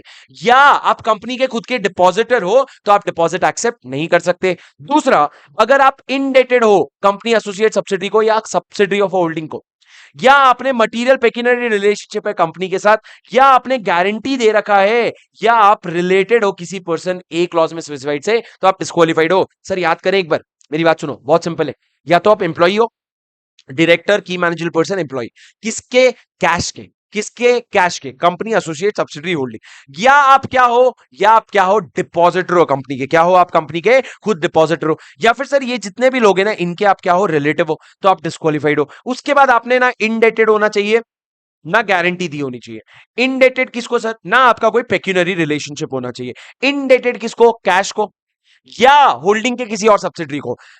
मटेरियल पेक्यूनरी रिलेशनशिप किस में नहीं होना चाहिए? कंपनी में नहीं होना चाहिए। और आपने गारंटी नहीं दी होनी चाहिए, कोई भी गारंटी नहीं दी होनी चाहिए अपने कंपनी को, तब जाके आप क्या हो जाओगे? आप क्वालिफाई हो जाओगे। सर नोट्स किधर मिलेगा? नोट्स आपको नीचे वी-स्मार्ट के उस पर रजिस्टर करवा लो, तो वहां सारे सब्जेक्ट के नोट्स आपको मिल जाएंगे। या आप shubhamsinghal.com पे जाओगे तो आपको क्वेश्चन बैंक और समरी नोट्स दोनों मिल जाएंगे। ओके, ऑलराइट, आगे बढ़े बेटा, आगे बढ़ेंगे, आगे बढ़े क्या? बोलो बेटा, बोलो, आगे बढ़े। ओके सर, अब मेरी बात सुनो। रिमूवल ऑफ ट्रस्टी, मेरी बात ध्यान से सुनना। रिमूवल ऑफ ट्रस्टी, क्या ट्रस्टी को निकाल सकते हो सर? जनरल रूल ये है कि सर्कुलर इशू करने के बाद और डिपॉजिट एक्सेप्ट करने के बाद नहीं निकाल सकते, पर अगर निकालना है ना, you will require consent of all the directors present at the meeting of the board. मतलब आपको सारे डायरेक्टर्स का अप्रूवल लगेगा, और वो भी कम से कम एक इंडिपेंडेंट डायरेक्टर प्रेजेंट होना चाहिए। सर ये बहुत इंपॉर्टेंट प्रोविजन है, अगर एग्जाम में ये पूछना चाहे तो। सर डायरेक्टर्स जो, क्या ट्रस्टी को निकाल सकते हो? जनरली तो नहीं, पर अगर निकालना है ना तो सारे डायरेक्टर्स का कंसेंट चाहिए, और सारे डायरेक्टर में से कम एक डायरेक्टर इंडिपेंडेंट डायरेक्टर होंगे। जो लोग मेरी फेस टू फेस क्लास में आने वाले हो ना, इसके बाद तुमको मैं पूछने वाला हूं यहां से सवाल, तो तुम ध्यान से सुन लो ना लायक, ठीक है? मस्ती मत करना तुम। सुनो सर, उसके बाद मैंने क्या कहा, उसके बाद मैंने क्या कहा, क्या एक कंपनी ट्रस्टी बन सकती है? बिल्कुल ट्रस्टी बन सकती है सर। ये कॉन्सेप्ट क्लैरिटी चेक क्या होता है सर? ये बहुत प्रीमियम कंटेंट होता है कॉन्सेप्ट क्लैरिटी चेक। इसमें या तो वो चीजें होती है जिससे आपको सेक्शन और बेहतरीन समझ आता है, या फिर कुछ ऐसी चीजें होती है जो एग्जाम में ऑलरेडी एज अ क्वेश्चन आ चुका होता है। ये सर ये यूएसपी है इस बुक का, ये यूएसपी है इस बुक का, और मस्त एकदम आपको इससे क्या होता है, कभी कभी एक एक लाइन में क्वेश्चन बैंक का कॉन्सेप्ट कवर हो जाता है, तो आपको बार बार वो पूरे क्वेश्चन पढ़ने की मेहनत नहीं करनी पड़ती है। मेरी बात सुनो, is it necessary to have depository trustee even when the deposits are unsecured? अगर डिपॉजिट अनसिक्योर्ड है तब भी क्या डिपॉजिटरी ट्रस्टी की जरूरत है? लॉ ने कहा नहीं, और हमने देखा भी था, हमने जितने भी अनसिक्योर्ड डिपॉजिट्स का DPT1 देखा, वहां पे ट्रस्टी नहीं था। वहां पे क्या नहीं था? ट्रस्टी नहीं था। ठीक है सर, समझे क्या ये ट्रस्टी वाला पॉइंट? एक बार याद कर लो। सबसे पहले ट्रस्टी अपॉइंट होगा, क्या एक से ज्यादा अपॉइंट हो सकता है? हाँ। क्या कंपनी हो सकती है? हाँ। रिटन कंसेंट लगेगा? हाँ। उसको सर्कुलर में डालना पड़ेगा। अब सर उसके साथ आपको डिपॉजिट ट्रस्ट डीड एंटर करना पड़ेगा। कितने समय में करोगे? इशू करने के पहले 7 दिन पहले आप डिपॉजिट ट्रस्ट डीड में एंटर करोगे। अब सर उसका क्वालिफिकेशन क्या होना चाहिए? वो डायरेक्टर, की मैनेजर पर्सन या ऑफिसर एम्प्लॉय नहीं होना चाहिए, और डिपॉजिटर ऑफ अ कंपनी नहीं होना चाहिए, वो इनडेटेड नहीं होना चाहिए, गारंटी दिया नहीं होना चाहिए, पेक्यूनरी रिलेशनशिप नहीं होना चाहिए, या इन सब का रिलेटिव नहीं होना चाहिए। उसके बाद मैंने कहा क्या ट्रस्टी को निकाल सकते हो? क्या ट्रस्टी को निकाल सकते हो? जी हाँ, निकाल सकते हो, लेकिन all the directors present at the meeting, मतलब यूनानिमस कंसेंट चाहिए होता है sir, and at least one independent director should be present. ठीक है। अब sir maximum amount of deposit, वापस से इंपॉर्टेंट, जब हम डिपॉजिट सिर्फ मेंबर से ले रहे थे, मैंने क्या कहा, जब हम डिपॉजिट सिर्फ मेंबर से ले रहे थे तब हमने कहा हम 35% लेंगे, पर जब हम अब मेंबर प्लस पब्लिक से ले रहे हैं ना, तो लॉ ने कहा सबसे पहले तो एलिजिबल कंपनी होनी चाहिए। एलिजिबल कंपनी में भी दो पार्ट में हमने डिवाइड कर दिया, गवर्नमेंट कंपनी और non government company. Government company के लिए तो हमने बोला भाई मैक्सिमम लिमिट वही है 35%, पर जो नॉन गवर्नमेंट कंपनी है ना उसके लिए हमने बोला भाई अगर तू मेंबर से ले रहा है ना, मेंबर से सिर्फ 10% लेना और बाकी पब्लिक से तू 25% लेना, तो टोटल कितना होएगा? 35% ही होएगा। पर हमने मेंबर और पब्लिक का स्पेसिफिक लिमिट बता दिया। क्या बोल रहे हो सर? सर ऐसा कभी हो ही नहीं सकता कि आप पब्लिक से पैसे ले रहे हो पर मेंबर से नहीं ले रहे हो। मतलब ऐसा कभी हो ही नहीं सकता कि घर के बाहर से पैसे मंगवा रहे हो, आप घर से पैसे ले ही नहीं रहे हो। तो सर अगर आप एलिजिबल पब्लिक कंपनी हो तो आप पब्लिक से पैसे लोगे, उसमें अगर आप नॉन गवर्नमेंट हो तो मेंबर से मैक्सिमम 10% और बाकी पब्लिक से लेना 25%। अगर गवर्नमेंट कंपनी हो तो 35% का लिमिट नॉर्मल है। कितना मेंबर से लेना है, कितना पब्लिक से लेना है, वो तुम देख लो, हम तुमको नहीं बताएंगे। सर लॉ में क्या लिखा है देखो, eligible companies other than eligible government companies can take from member 10%, from other than members 25%। पर आप गवर्नमेंट कंपनी हो तो 35% ले लेना, उसका स्प्लिट हम तुमको नहीं बताएंगे। उसके बाद सर सर्कुलर इशू होगा, सर्कुलर में डिटेल्स डालोगे, इशू करोगे, साइन करोगे, validity, fresh circular, effective date. DRR account का भी प्रोविजन पूरा सेम है, जॉइंट नेम्स का भी प्रोविजन पूरा सेम है, डिपॉजिट रिसीट सेम है। रजिस्टर फॉर डिपॉजिट्स क्या होता है सर? अगर आप पब्लिक से पैसा ले रहे हो ना, एक एक्स्ट्रा प्रोविजन है, आपको रजिस्टर मेंटेन करना पड़ेगा। रजिस्टर में आप क्या डालोगे सर? आप नेम, एड्रेस, पैन नंबर ये सब डालोगे, आप अपने सारे गार्डियंस का डिटेल, नॉमिनी का detail, deposit rate number. Sir आप बेसिकली सोचो डिपॉजिट ले रहे हो तो डिपॉजिट का पूरा डिटेल, किसका नाम था, क्या इंटरेस्ट था, क्या मेच्योरिटी है, कितना अमाउंट दिया, सारी चीजें आप क्या करोगे? एक जगह पे लिख के रख लोगे। और सर ये एंट्री कब डालोगे? जैसे ही आपने डिपॉजिट रिसीट इशू किया ना उसके 7 दिन के अंदर। सर मैं आपको एक टाइम लिमिट बताऊं, सुनोगे? आपको मैंने क्लास में ये लिखवाया था, सर्कुलर आप ये दिन सर्कुलर इशू कर रहे हो, उसके 30 डेज पहले आरओसी के पास रजिस्टर हो जाना चाहिए, 7 दिन पहले डिबेंचर ट्रस्ट डीड में एंटर हो जाना चाहिए, उसके बाद 21 डेज के अंदर क्या होना चाहिए? डिपॉजिट रिसीट इशू हो जाना चाहिए, और उसके 7 दिन के अंदर रजिस्टर में एंट्री हो जाना चाहिए। और कब तक प्रिजर्व करोगे ये रजिस्टर को? 8 साल from the latest entry made in the register. जब वो रजिस्टर में लास्ट एंट्री हुई थी ना, उसके बाद 8 फाइनेंशियल ईयर तक आप क्या करोगे? उसको प्रिजर्व करोगे, 8 साल तक उसको प्रिजर्व करोगे। सर अब अगला कॉन्सेप्ट आता है प्री मेच्योर डिपॉजिट का, बहुत इंपॉर्टेंट। सर ये चार्ट आपको चाहिए तो अगर बाद में पॉज करके लिख लेना, पर अभी मेरी बात सुनो। Pre mature repayment of deposit बहुत इंपॉर्टेंट, सर बहुत इंपॉर्टेंट है, मेरी बात ध्यान से सुनना। सर एक कंपनी ऑफर कर रही थी डिपॉजिट 1 साल के लिए 5%, 1 साल के लिए 5%, 2 साल के लिए 6%, 3 साल के लिए 7%, 3 साल के लिए मान लेते हैं 8%। एक्चुअली इसको ऐसा कर लेते हैं, 5%, 7%, 9%। क्या सर अगर आप कंपनी में 1 साल डिपॉजिट में डालोगे तो 5% मिलेगा, 2 साल डालोगे तो 7% मिलेगा, 3 साल डालोगे तो 9% मिलेगा। पर सर अब मैंने मान लो मैंने डाला था 3 साल के लिए, मेरे को कितना मिल रहा था? 9% मिल रहा था। पर मैंने क्या किया, मेरा 3 महीना खत्म हुआ, 3 महीना खत्म होते ही मैंने बोला मेरे को रीपे कर दो, मेरे को प्री मेच्योर डिपॉजिट रीपेमेंट चाहिए, प्री मेच्योर रीपेमेंट चाहिए, मेरे को जल्दी से रीपेमेंट चाहिए। क्या आपको रीपेमेंट मिलेगा? लॉ ने कहा नहीं। 6 महीने बाद मिलेगा? लॉ ने कहा 6 महीने बाद मिलेगा, 6 महीने तक नहीं मिलेगा, मतलब मिनिमम 6 मंथ्स तो आपको रखना ही पड़ेगा, आप रीपेमेंट मांग नहीं सकते। आपने कितने साल के लिए लगाया था सर? आपने 3 साल के लिए लगाया था, कितने परसेंट मिल रहा था? 9%। उसके बाद 6 महीने नहीं, आप 8 महीने बाद गए और आप बोले मेरे को रीपेमेंट कर दे, तो रीपेमेंट होगा क्या? हाँ सर होगा, लेकिन आप पे पेनल्टी लगेगी 1% की, 1% इंटरेस्ट रेट की पेनल्टी लगेगी। ठीक है। पर सर एक बात बताओ, अगर आप 8 महीने बाद गए तो क्या मैं 9% में से 1% माइनस करके 8% के हिसाब से रिटर्न दे दूं? 8% के हिसाब से रिटर्न दे दूं? नहीं ना सर, ये तो गलत हो जाएगा। क्यों? क्योंकि तुम 1 साल के लिए लगाते तो तुमको वैसे ही 5% मिलता, तो 8% किधर से मिलेगा? तो लॉ ने कहा नहीं, लॉ ने कहा पेनल्टी लगेगी 1% की। वो पेनल्टी कितने, किस पे लगेगी? अगर तू 8 महीने के लिए इन्वेस्ट करता तो तेरे को कितना रिटर्न मिलता? तेरे को 5% मिलता। 5% में 1% माइनस कर, 4%, 4% का रिटर्न कैलकुलेट करेंगे और तेरे को देंगे। ऐसा नहीं कि 9% का कोई भी रेलेवेंस होगा। सर आप समझे? मतलब अगर तुम प्री मेच्योर डिपॉजिट रीपेमेंट मांग रहे हो तो जितने समय के लिए आप रखे हो उतने समय के लिए अगर ओरिजिनली रखते तो कितना इंटरेस्ट मिलता? 5%। उस पे 1% कम करके आपको इंटरेस्ट मिलेगा और आपका रीपेमेंट हो जाएगा। सर एक बार पढ़ो क्या लिखा है। आफ्टर 6 मंथ्स मिलेगा बट बिफोर एक्सपायरी मिलेगा। If depositor requests for repayment, premature repayment, rate of interest shall be 1% less than what would be payable for a period for which deposit has actually run. Sir देखो, अगर 6 महीने तक के लिए deposit हुआ है ना, उसको समझना 0 इयर्स के लिए डिपॉजिट हुआ है। 6 महीने से लेके 12 महीने के बीच में डिपॉजिट हुआ है तो समझ लेना 1 साल के लिए डिपॉजिट हुआ है। 12 महीने से 18 महीने तक के लिए डिपॉजिट हुआ है तो मान लेना 1 साल के लिए हुआ है। लेकिन 18 महीने से 24 महीने का डिपॉजिट है ना, तो मान लेना 2 साल का डिपॉजिट है। मतलब क्या लिखा है sir? If a period is less than 6 months exclude that, else include as a full year. जैसे कि यहाँ पे 8 महीना मैंने लिखा है ना, तो 8 महीना 6 महीने से ज्यादा है तो तुम इसको पूरा 1 साल मान लो। अगर वो 1 साल 3 महीने बाद आके रीपेमेंट मांगता तो तुम बोलोगे भाई 1 ही साल का रीपेमेंट, 1 ही साल का डिपॉजिट दे रहा है तो आप ये वाला इंटरेस्ट लगाओगे। लेकिन अगर वो 1 साल 6 महीना 2 दिन के बाद आके डिपॉजिट मांगता ना, तो आप उसको 2 साल का इंटरेस्ट का बेनिफिट देते। मतलब सर राउंडिंग ऑफ हो जाएगा। समझे क्या हो जाएगा? राउंडिंग ऑफ हो जाएगा।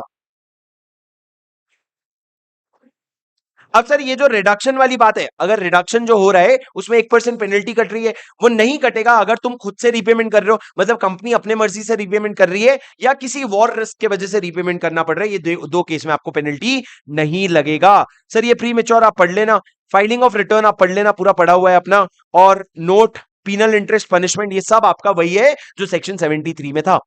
यहाँ पे एडिशनल अपन ने क्या पढ़ा सर? बेसिकली अपने एडिशनल ये पढ़ा डिपॉजिटर ट्रस्टी का और प्री मेच्योर रीपेमेंट का। समझे? सर सेक्शन 76 है, फटाफट बता दूं। अगर तुमने सेक्शन 73 या 76 का कॉन्ट्रावेंशन किया तो क्या होगा? ये बहुत इंपॉर्टेंट पेनल्टी है। अगर तुमने कॉन्ट्रावेंशन किया एक्सेप्टेंस में या रीपेमेंट में तो पेनल्टी लगेगा किस पे? कंपनी पे और ऑफिसर इन डिफॉल्ट पे। कंपनी पे क्या पेनल्टी लगेगा सर? कंपनी को डिपॉजिट तो वापस करना ही पड़ेगा, साथ में फाइन लगेगा।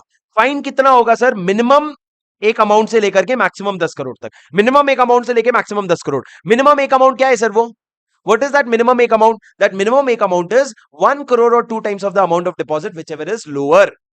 क्या है? 1 करोड़ और 2 times the amount of deposit whichever is lower, ये आपका मिनिमम अमाउंट है। 1 करोड़ और 2 times of the amount of deposit, और मैक्सिमम कितना है? 10 करोड़।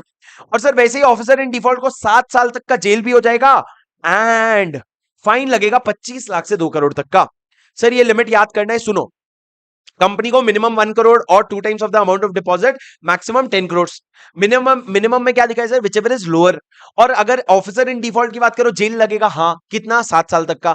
एंड फाइन उसको लगेगा 25 लाख से 2 करोड़ तक का। क्या आपको बात समझ आई? हाँ सर। लेकिन सर अगर उसने खुद से जानबूझ के फ्रॉड किया है ना, तो उसको सेक्शन 447 में भी लायबल हो जाएगा। Sir last section 74 not very important. Law कहता है कि भाई देख, जब ये नया एक्ट आया था ना, 2014 में ये एक्ट आया था, तो लॉ ने कहा था उस दिन जितने भी डिपॉजिट आउटस्टैंडिंग है ना, उनको सबसे पहले क्या करना पड़ेगा? उनको सबसे पहले 3 महीने के अंदर बताना पड़ेगा क्या क्या डिपॉजिट आउटस्टैंडिंग है। तो 3 महीने के अंदर आप जाओ आरओसी के पास और बताओ कितना डिपॉजिट आउटस्टैंडिंग है, और जो जितने भी डिपॉजिट है ना उनको रीपे करोगे। रीपे कब करोगे? एक्चुअल मेच्योरिटी, एक्चुअल मेच्योरिटी और 36 months which ever is earlier. मतलब अगर 2 महीने में रीपे करना है तो 2 महीने में रीपे कर दो, पर अगर 10 साल बाद रीपे करना है तो ऐसा नहीं, 36 मंथ्स के अंदर आपको रीपे करना पड़ेगा। अगर आपने रीपे नहीं किया तो आप पे लगेगा पेनल्टी। कितना सर? कंपनी पे मिनिमम 1 करोड़, मैक्सिमम 10 करोड़।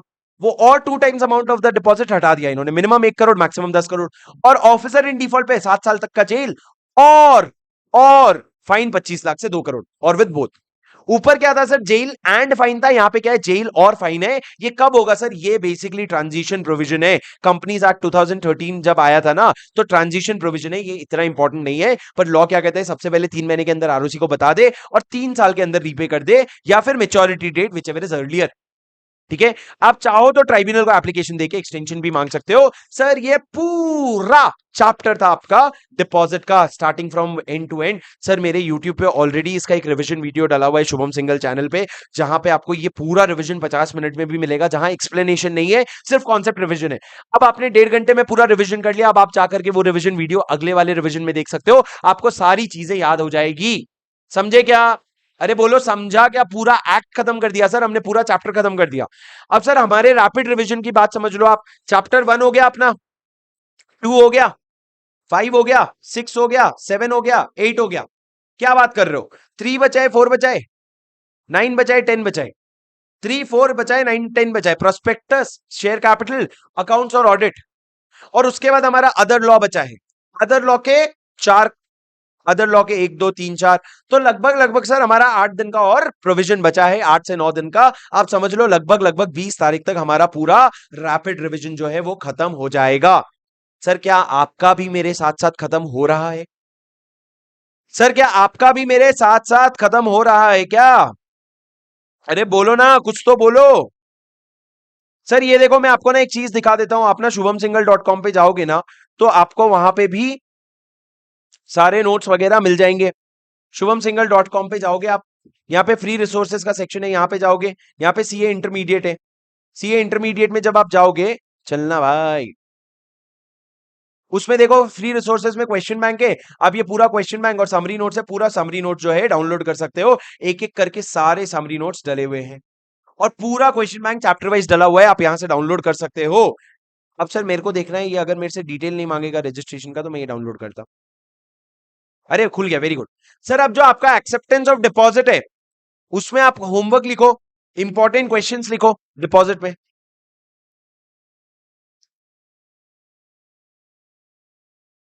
अच्छा इसमें ये वाले फाइल में क्वेश्चन नंबर नहीं है, चलो मैं क्वेश्चन नंबर डलवा दूंगा। पर आप जो है ये वाले पूरे जो फाइल्स है इसको डाउनलोड कर सकते हो। आप चाहो तो इसके समरी नोट्स को ऑनलाइन shubhamsinghal.com पे भी खरीद सकते हो। हम लोग पूरा आपको एट कॉस्ट प्रोवाइड कर रहे हैं। अगर आप डिलीवरी लेना चाहते हो तो आपको 100 रुपए एक्स्ट्रा पड़ेंगे। अगर आप आके प्रेस्टीज पॉइंट में ऑफिस से लेना चाहते हो वी स्मार्ट के, तो आपको 400 रुपए में भी मिलेगा, बट आपको मिल जाएगा। So do make sure that you get these notes, because I am telling you boss, the name the ultimate solution is for a reason. आपको यहाँ पे 100% कॉन्सेप्ट मिलेगा इन जस्ट 200 पेजेस, और यही आपको चाहिए आपके लास्ट डे रिविजन के लिए। ठीक है, तो जरूर जरूर इसका पूरा फायदा उठाएं, जरूर जरूर उठाएं इसका फायदा। And guys keep supporting, keep showing your love.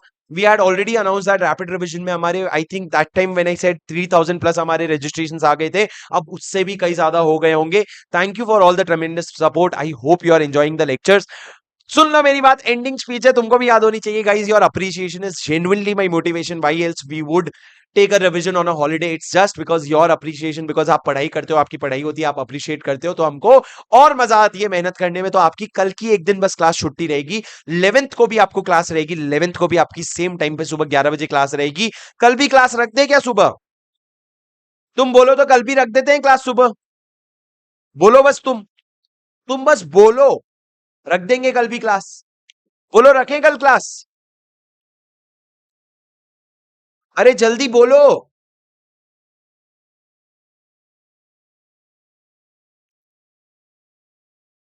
चलो तुम चैनल को सब्सक्राइब कर लेना, कल अगर क्लास होगी तो आपको इंटीमेशन आ जाएगा। वैसे मैं कोशिश करूंगा नहीं रखने की, पर अगर रख लेता हूं तो मैं आपको बता दूंगा। आपको मैं रैपिड अपना, आप जब रैपिड रिवीजन के लिए रजिस्टर करोगे ना वी स्मार्ट पे, उधर आपको एक टेलीग्राम चैनल का लिंक भी मिलेगा। वो टेलीग्राम चैनल के लिंक में आप आकर के वहां पे आपको सारे अपडेट्स भी मिल जाएंगे, नोट्स भी मैं वहां शेयर कर दूंगा। तो कल की क्लास रखेंगे तो मैं आपको बता दूंगा, आपको यूट्यूब पे दिख जाएगा प्रीमियर्ड, और आपको पता चल जाएगा जैसे ही मैं लाइव आऊंगा। अगर कल क्लास रहेगी तो कल सुबह भी 11 बजे क्लास रहेगी, अगर रहेगी तो सुबह भी 11 बजे रहेगी। और अगर रहेगी तो हम चैप्टर उठाएंगे प्रोस्पेक्टस एंड इट्स अलॉटमेंट। क्या उठाएंगे? प्रोस्पेक्टस एंड इट्स अलॉटमेंट, और उसको पूरा खत्म करने की कोशिश करेंगे। Okay guys, thank you. Do show some love, do make sure that you click on the like button. कुछ नहीं जाता आपका, और आप तो इतने सारे लोग लाइव हो, तुम लोग जरूर लाइक मार के जाना। And make sure that you let me know in the comment how did you enjoy the lectures. Your appreciation is my motivation. Have a good day guys, enjoy your day, study well, please solve the question bank today and finish it. I'll see you in the next session. Until then,